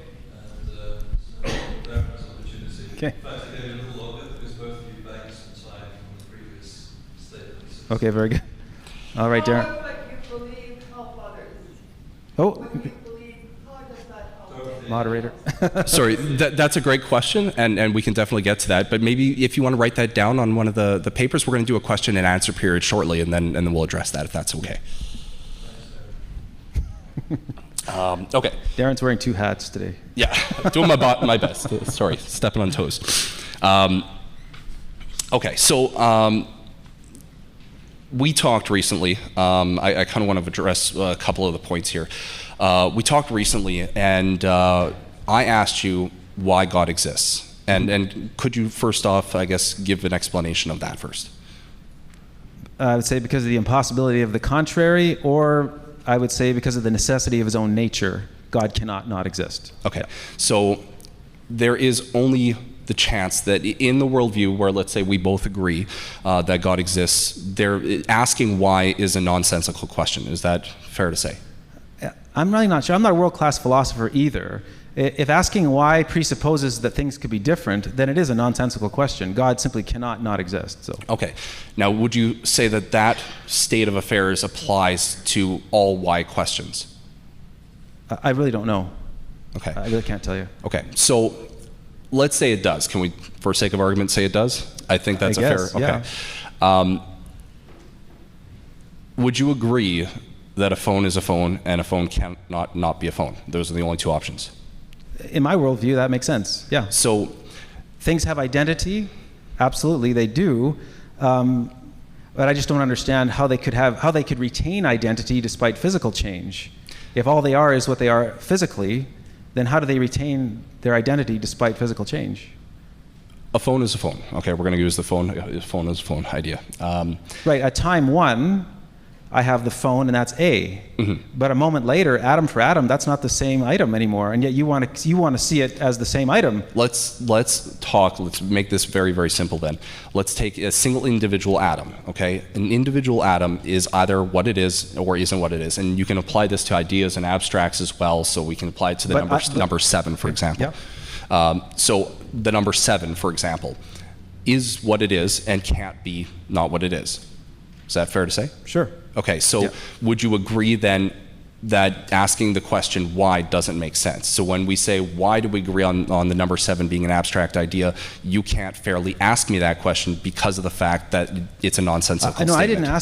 I didn't think it was nonsensical to ask why the number 7 is abstract. We both agree it's abstract. I asked why does it apply so meaningfully to a changing physical world?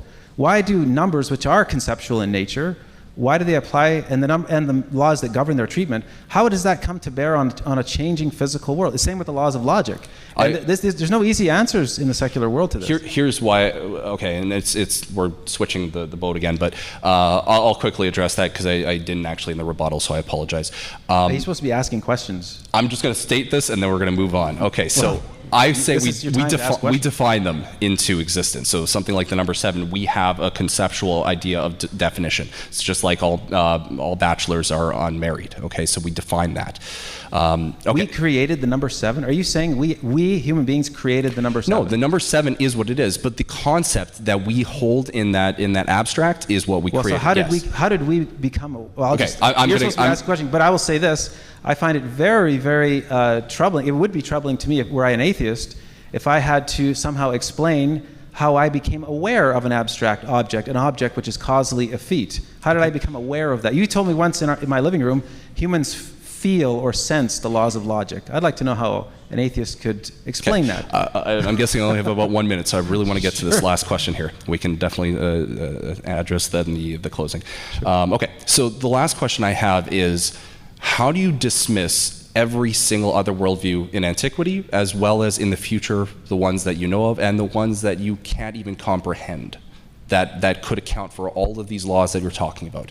How do you know it's your specific version of the Christian religion only, and not some other Muslim, some Hindu, some future generation that can account for it? I think because God speaks on his own authority, his word is self-attesting, his word carries its own credentials with it, and his word, if I take it seriously, helps me to understand why we have the 6 preconditions of intelligibility that I shared today. The other worldviews can't. They're in conflict with the Bible, so they're necessarily wrong. Why can't they? Well, give me one that can. Well, that's my question. Why can't they? Why can't any of them do it? No, the world heavyweight boxing champion, he's not afraid of some shadowy potential opponent that might take his crown. He's only worried about the ones that are here. And that could possibly... So you give me a world... Like you mentioned Islam. Islam cannot provide for the preconditions of intelligibility. Why is that? Because Allah tells us nothing about himself, and Muslim theologians are very, very clear and adamant on this. Allah cannot be predicated upon. You cannot say anything that you know about Allah. Allah is completely unlike everything in the created order, which means you don't know what his character is. You don't know if he's lying to you or not. The Christian God says, I won't lie to you. I have had this dialogue with Muslims before, and they would disagree with that. Well, they need to read their own theologians. I think it's up for debate. How do you know that God can't tell a lie? Because he told me. Why does it say that in the Bible itself there's multiple? I only named 4 quick ones. Right. I think, Darren, you really need to read the Bible more carefully. Don't just go cherry picking, looking for things you can use as a weapon against the Bible. Actually, if you really are a seeker for truth, read the Bible, consult commentaries, talk to trusted Bible teachers. The fact is, you are drawing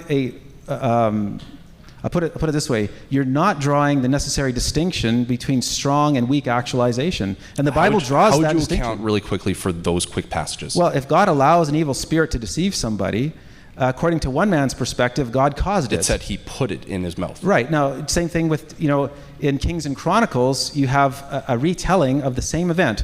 One writer says God caused David to number the children of Israel, and that was a sin. The other writer says Satan did it. And it's easy to understand that God allowed Satan. So Satan is the guy who's strongly actualizing that sin, but God is weakly actualizing it by allowing Satan to traffic into David's life. Could God have allowed Satan to manipulate the Bible? No. Why is that?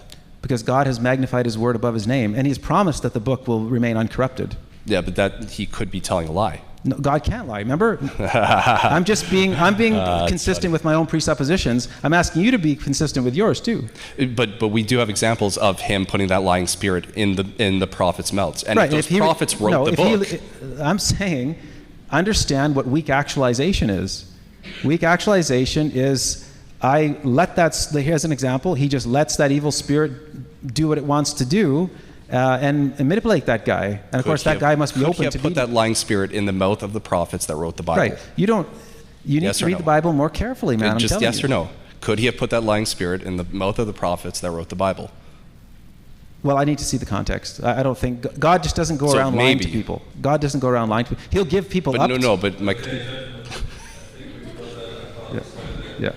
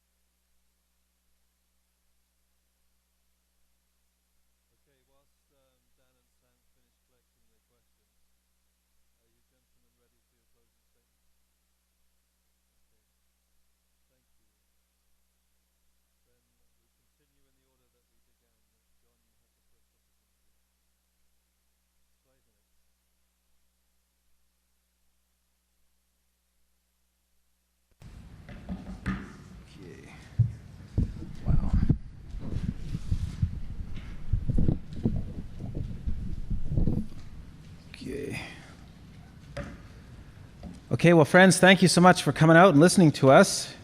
And thank you, Darren. That's the spirit, man. I came here to debate, so an opponent with some spunk. Awesome. In 1933, the atheist philosopher Bertrand Russell stated categorically that, quote, man is the product of causes which had no provision of the end they were achieving, that his origin, growth, hopes and fears, his loves and beliefs are all but the outcome of accidental collocations of atoms.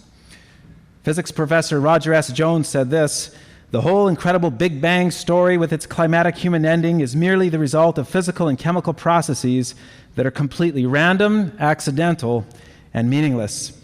The famed atheist biologist Richard Dawkins, he's likewise written this. He says, the universe that we observe has precisely the properties that we should expect if there is at bottom no design, no purpose, no evil, no good, nothing but pitiless indifference. That's the atheist view of the universe. And yet we claim to know things in this universe. In my introductory remarks tonight, I quoted the famous atheist philosopher Bertrand Russell, who invited us to think seriously about knowledge and whether certainty was possible. At the end of his lengthy examination of the issue, Russell said this. Listen now, this is the end of the book. He says, to sum up our discussion of the value of philosophy, philosophy is to be studied not for the sake of any definite answers to its questions, since no definite answers can, as a rule, be known to be true, but rather for the sake of the questions themselves, end quote. Russell's skepticism is instructive. It shows that atheism leads inescapably to abject ignorance. If atheism were true, we couldn't know anything. I think we're seeing this here tonight. Most atheists, of course, deny that they are wholly ignorant. They want to say that they know plenty. The problem, once again, is accounting for the knowledge they claim to have. How can anyone know anything in a universe that is random and accidental and meaningless? Roger Squires of the University of St. Andrews writes this, why should an average mammal on a peripheral planet be able to fathom the nature of preceding creatures millions of years back, the interior of stars, the laws of nature, the early moments of the whole universe? That is far in excess of what we need in order to get by.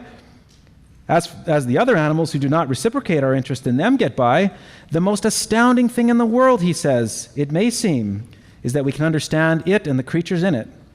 Albert Einstein famously remarked, the most incomprehensible thing about the world is that it is comprehensible. For the Christian, the intelligibility of the created order is easily explained. God intentionally made it that way. What's more, this God who knows all things has informed us and equipped us to know things as well. Contrast this, please, with the atheist's contradictory claims.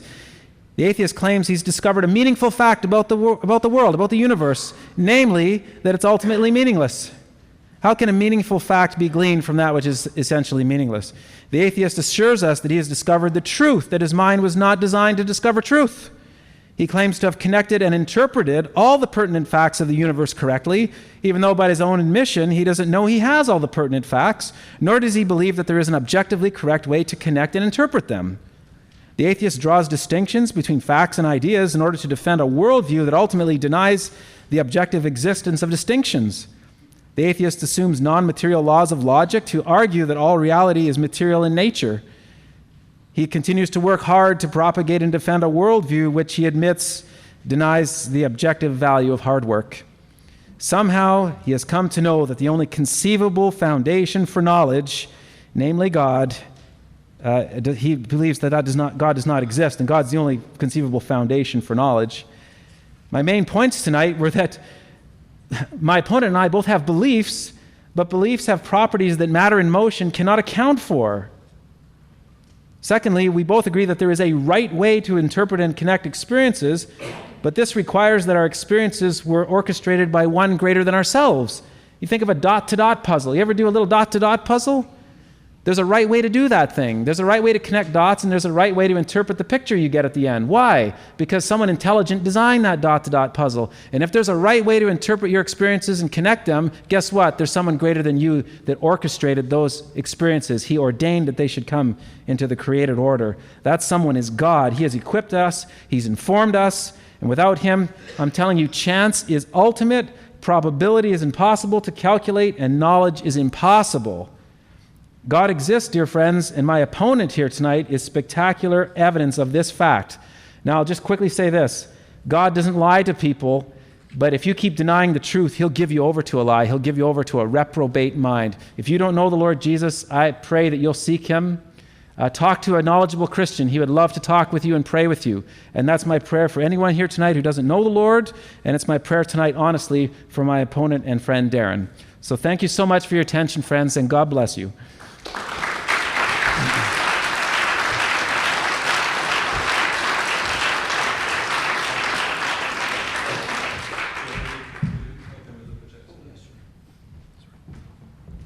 I'll let you do it. Oh, I think it's this one. All right, well, while that's warming up, I am going to address you guys. There was a lot of interesting dialogue tonight. I think you guys would agree. Would that be the case? Good. That's why I'm doing this. I want that discussion to happen. I want that to be able to be not addressed with emotion, not addressed with this harsh feeling towards different worldviews, whether it's atheistic or a different view that you hold, and not just with religion, but with everything. John asked a lot of great questions. I have to give him that. He studied this his whole life, and I'm new to this without any degree, without any formal background on this. A lot of these questions are very new to me, and so I don't not necessarily have to represent the atheistic or the philosophical worldview on everything, and I'm still learning, just as in the process of many of you are today. If I say I don't know, though, that's the intellectually honest position. I also think that I'm kind of in the same boat, though. I'm just saying I don't know, but neither do you. And let's have a discussion about that, and that's fair. Are we good? Okay.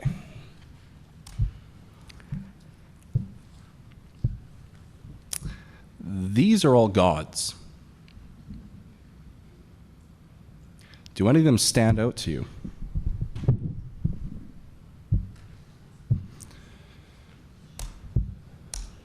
So are these. So are all of these. So are these. And so are these. Also all of these. And these. And these. I forgot these. Among a couple others. What do they all have in common, guys? Think about it for a second. All of them have people at some point in time that have believed in them. They believed in them because they had faith.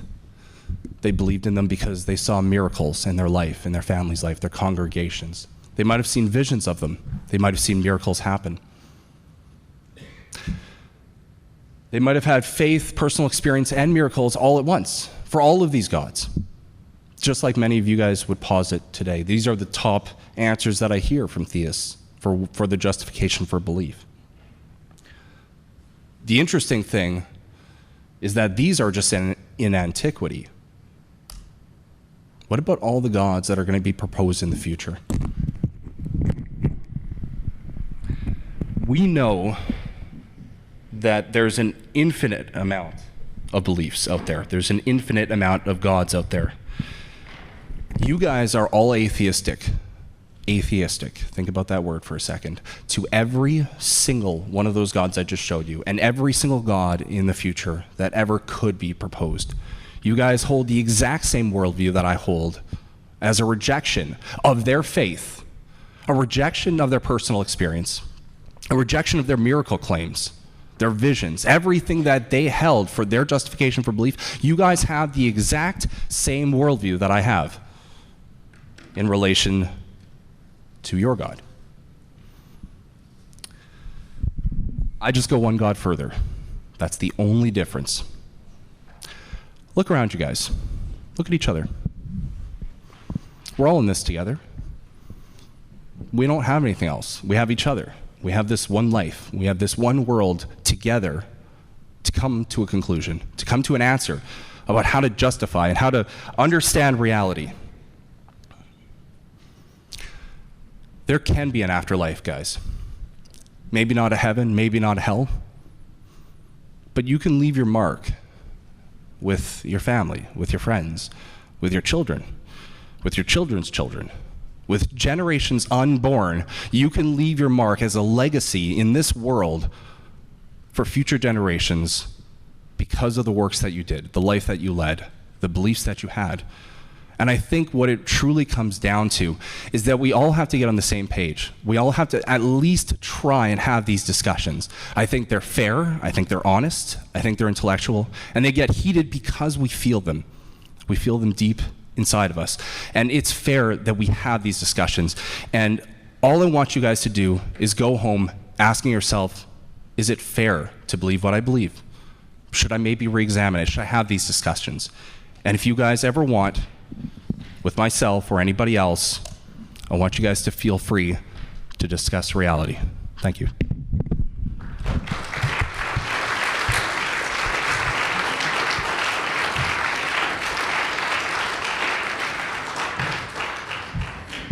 So Dan and Sam, can I have those questions, please? We'll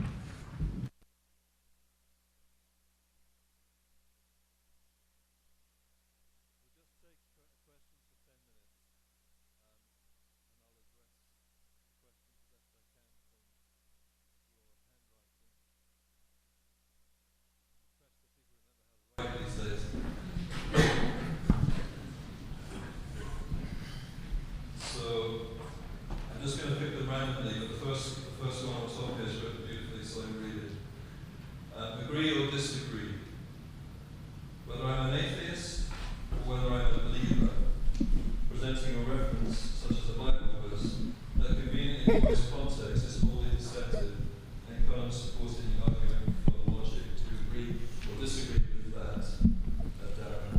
Could you ask that one more time? I didn't catch that all. The question said, agree or disagree, whether I'm an atheist or whether I'm a believer, presenting a reference such as a Bible verse that conveniently avoids context is wholly deceptive and cannot support any argument in logic. I would say, again, just like in my closing statement, the answer of I don't know is a fair answer. I think we are allowed to use that answer. Like I said back at the beginning, if you said there's lightning bolt that strikes, we can either say we have an answer, no need to investigate, it's Zeus. Or we can say, look, we don't know these things. Some of these things, these deep philosophical questions about logic, about reasoning, about induction, yeah, they're big, thick topics. I get it. I understand that. And you know what? I can fairly say, A, that I don't have a formal education on these subjects, but B, from my knowledge, it's fair for me to say, I don't know, let's investigate. But I'm going to add a tagline, I don't know, but I don't think that anybody else does. And they need to provide that reasoning. Thanks, Darren. I don't think you heard the question there. The question was about misrepresenting what's in the Bible or speaking about something you haven't carefully investigated. You just talked about investigating everything properly. The question was about cherry-picking verses out of context.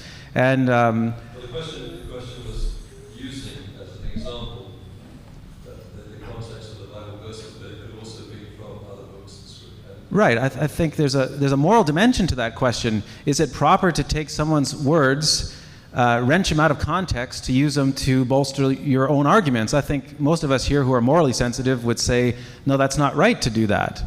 And it calls for investigation, like you just said, right? Incidentally, Darren and I were talking, we were texting, and he said that my own Bible teaches that the earliest disciples were illiterate. And he gave me the verse. And I pointed out that verse is just simply saying what the opponents of Christianity were claiming. So once again, there was a context to that, right? And it's important to get the whole context. So. Thank you. John, you answered this one first, so both you get an opportunity. Could each one of you explain your thoughts on the extremely rare possibility of all the requirements for intelligent life coming together by chance? Well, I can speak to this because on my worldview, we can use induction. On my world, induction makes sense. I don't believe in a random chance accidental universe, and then in contradiction to that, apply principles contrary to randomness in order to understand the world. But inductively, I think there is no chance of living systems coming from inanimate matter. I don't think there's any good reason to believe that ever happened or ever will. And of course, the Word of God denies that whole thing too, so, which is most important. I would say, I'm not a biologist or a microbiologist again, so I'm just speaking from what I've heard. We're talking about abiogenesis. We're talking about the introduction of life, so this is an evolution that follows. With abiogenesis, we don't know. You can look at the Urey-Miller experiments and what have you. And I'm not gonna have time in 1 minute to address that. But we know that in the early Earth, when we have a group, a series of events with the elements that we had in the early Earth, that there was billions and billions and billions of experiments going on in different circumstances, in different areas of the Earth all at once. And we had billions and billions of years for these experiments, and all it had to happen was the right conditions for life once. And we can have the abiogenesis event happening from that. Thank you. John, there's a question each addressed this time just to you. Okay. In a nutshell, how would you coherently underline twice? Convince anyone without underline once abstracts the existence of God. So in a nutshell, how would you coherently convince anyone without abstracts the existence of God? I can't convince people of the existence of God because everybody knows that God exists already. That's what the Bible says. The problem is the atheist denies and suppresses the truth that he knows to be true. The atheist, I think, is guilty of self-deception. It's a very real phenomenon that goes on. People deceive themselves all the time. So I can't convince somebody of something they know to be true, but I can make him admit that he's being irrational. We heard tonight that we only have knowledge of what's local in our little surroundings around us here, and then we just heard about the early Earth, where Darren wasn't present in the early Earth, and yet he says we know what was going on way back then. How could he possibly say that? Just like he said, we don't have anything else. We just have each other. We don't have anything else. You have to know an awful lot you have to have some universal knowledge to make a statement like that. So that's my answer. Thank you. And Darren? I don't know that answered the question, but sorry. What were you You're going? at liberty. I'll allow you to make your comment. Okay. I don't think that answered the question, but I've been doing this for a while, and I speak to a lot of people. I'm sure John would agree that 99 probably +% of people, when you ask them why they believe in God, they don't go to these abstracts. They don't go to high philosophy jargon that very small sample of people understand. They come to evidentialist claims. They're called evidentialists, and then they come to what I usually hear are the top three, which are faith, miracle claims, and personal experience. Those are the big three, and then eventually we start moving into higher levels of cosmological and teleological from design arguments. Okay. So this question is addressed to you. If God is not real, then how can you say God is lying to us? So if God is not real, then how can you... Okay. I don't think God is real. I don't think that God is lying to us either, because that's like saying, why are you angry at God? I've heard that before. I'm sure you guys have heard it. I'm not angry. That's like saying, why are you guys angry at leprechauns? It's a silly, nonsensical question. The reason that I am defending that type of a statement is because John is positing that type of a statement.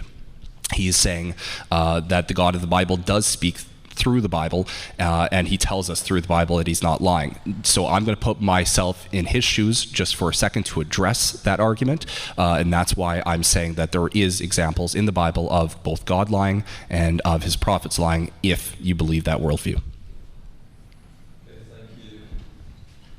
To both debaters. Hey, don't I get a chance to respond to that? Sorry?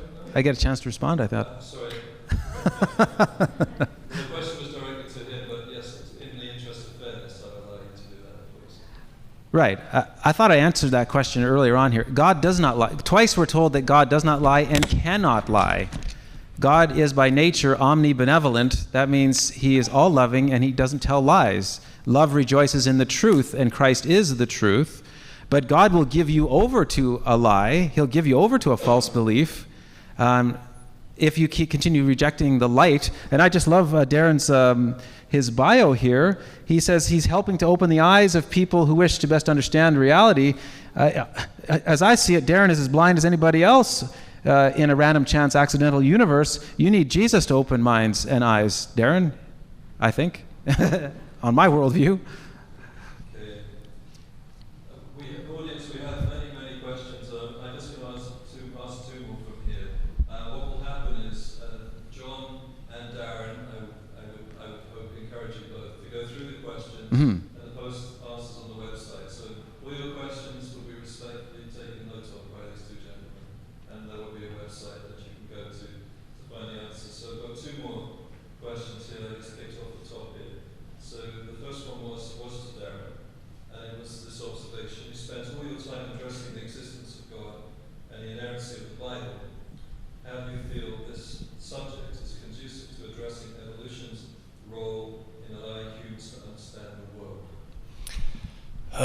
Okay, so I've got an idea on this. I think that evolution does play a key role in why we posit gods. I've spent a little bit of time just trying to unpack and unravel some of these ideas, and my thought is this: if you take an evolutionary perspective, we have about 250,000, and that's debatable, years of essentially being upright human beings and eventually establishing language and what have you in our small tribes. When a couple people are sitting down in a small tribe and we hear something, bushes rattling behind us, there's two actions that you can take. You can get up and move, or you can stay there thinking, oh, that's probably nothing. The problem is that if we do this long enough, most of the time the branches rustling might just be wind, and we get that. But it's safer for us to posit that there might be something there, when there might not actually be something there. We think, you know what, if myself and John are sitting on a stump and we hear something and I move and he doesn't, okay, he might laugh at me and say, oh, there was nothing there. But if we do that long enough and eventually there is a spider, there is a snake, there is a predator there, the person that stays on that stump doesn't procreate and their genes unapologetically get weeded out. That's why when we think, oh, maybe there is something watching us, maybe there is something there, it's safer for us to assume that that is the case. Okay, thank you for that answer. And to both debaters, in wrap up here, and I'll ask you first, Darren. Why do we have a conscience and what purpose does it serve? A conscience or a conscience? A conscience. Okay, conscience. so this is the idea of morality. Okay, so seeing as how this is the last question, I may as well address this anyway. The problem of morality, I love this idea. I love the topic. I love the debate. John and I have dialogued in private on this as well. We are looking forward to hopefully, and God willing, we can have a few more of these debates in the near future. Okay, I'm extending my invitation to have these addresses, over every month or two with John, and we can have a different topic each month. And we have discussed that the first one possibly might be things like the miracle claims and resurrection. The next debate following that would be the whole idea of morality, and I would love to give you a 1-minute answer. I don't think that's going to give a justification for the scope of the argument. I would rather leave that question for a full debate in the next month or two and actually be able to have an hour or two to unpack that. But I do think that there are things that do move us. There are certain objective and subjective facts about how we act and how we treat each other as human beings. And again, I don't have time for it right now, but we can definitely get into that in the next month or two. Okay, real quick, in the last question, he just told us that evolution has filled our heads full of false beliefs, and those false beliefs had a selective advantage, mind you. This debate is about, can we understand the world without God? It seems to me, from an atheistic perspective, where false beliefs can actually be good for your survival, you would have a hard time justifying that anything in your head actually maps onto reality. It might be good for survival, but it might not be true, and that's the whole point. On my worldview, you don't have to worry about that because God has equipped you to think true thoughts.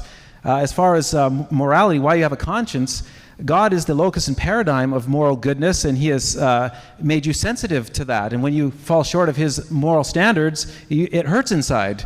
And that would be the Christian account of why you have a conscience and why it works. I think that makes sense, right?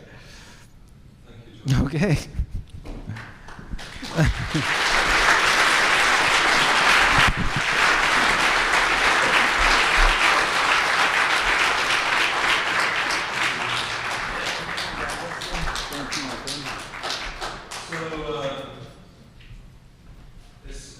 Just out of curiosity, before you depart to each prize, and by the way, I have identified by sight and previous knowledge that the pies are what they are.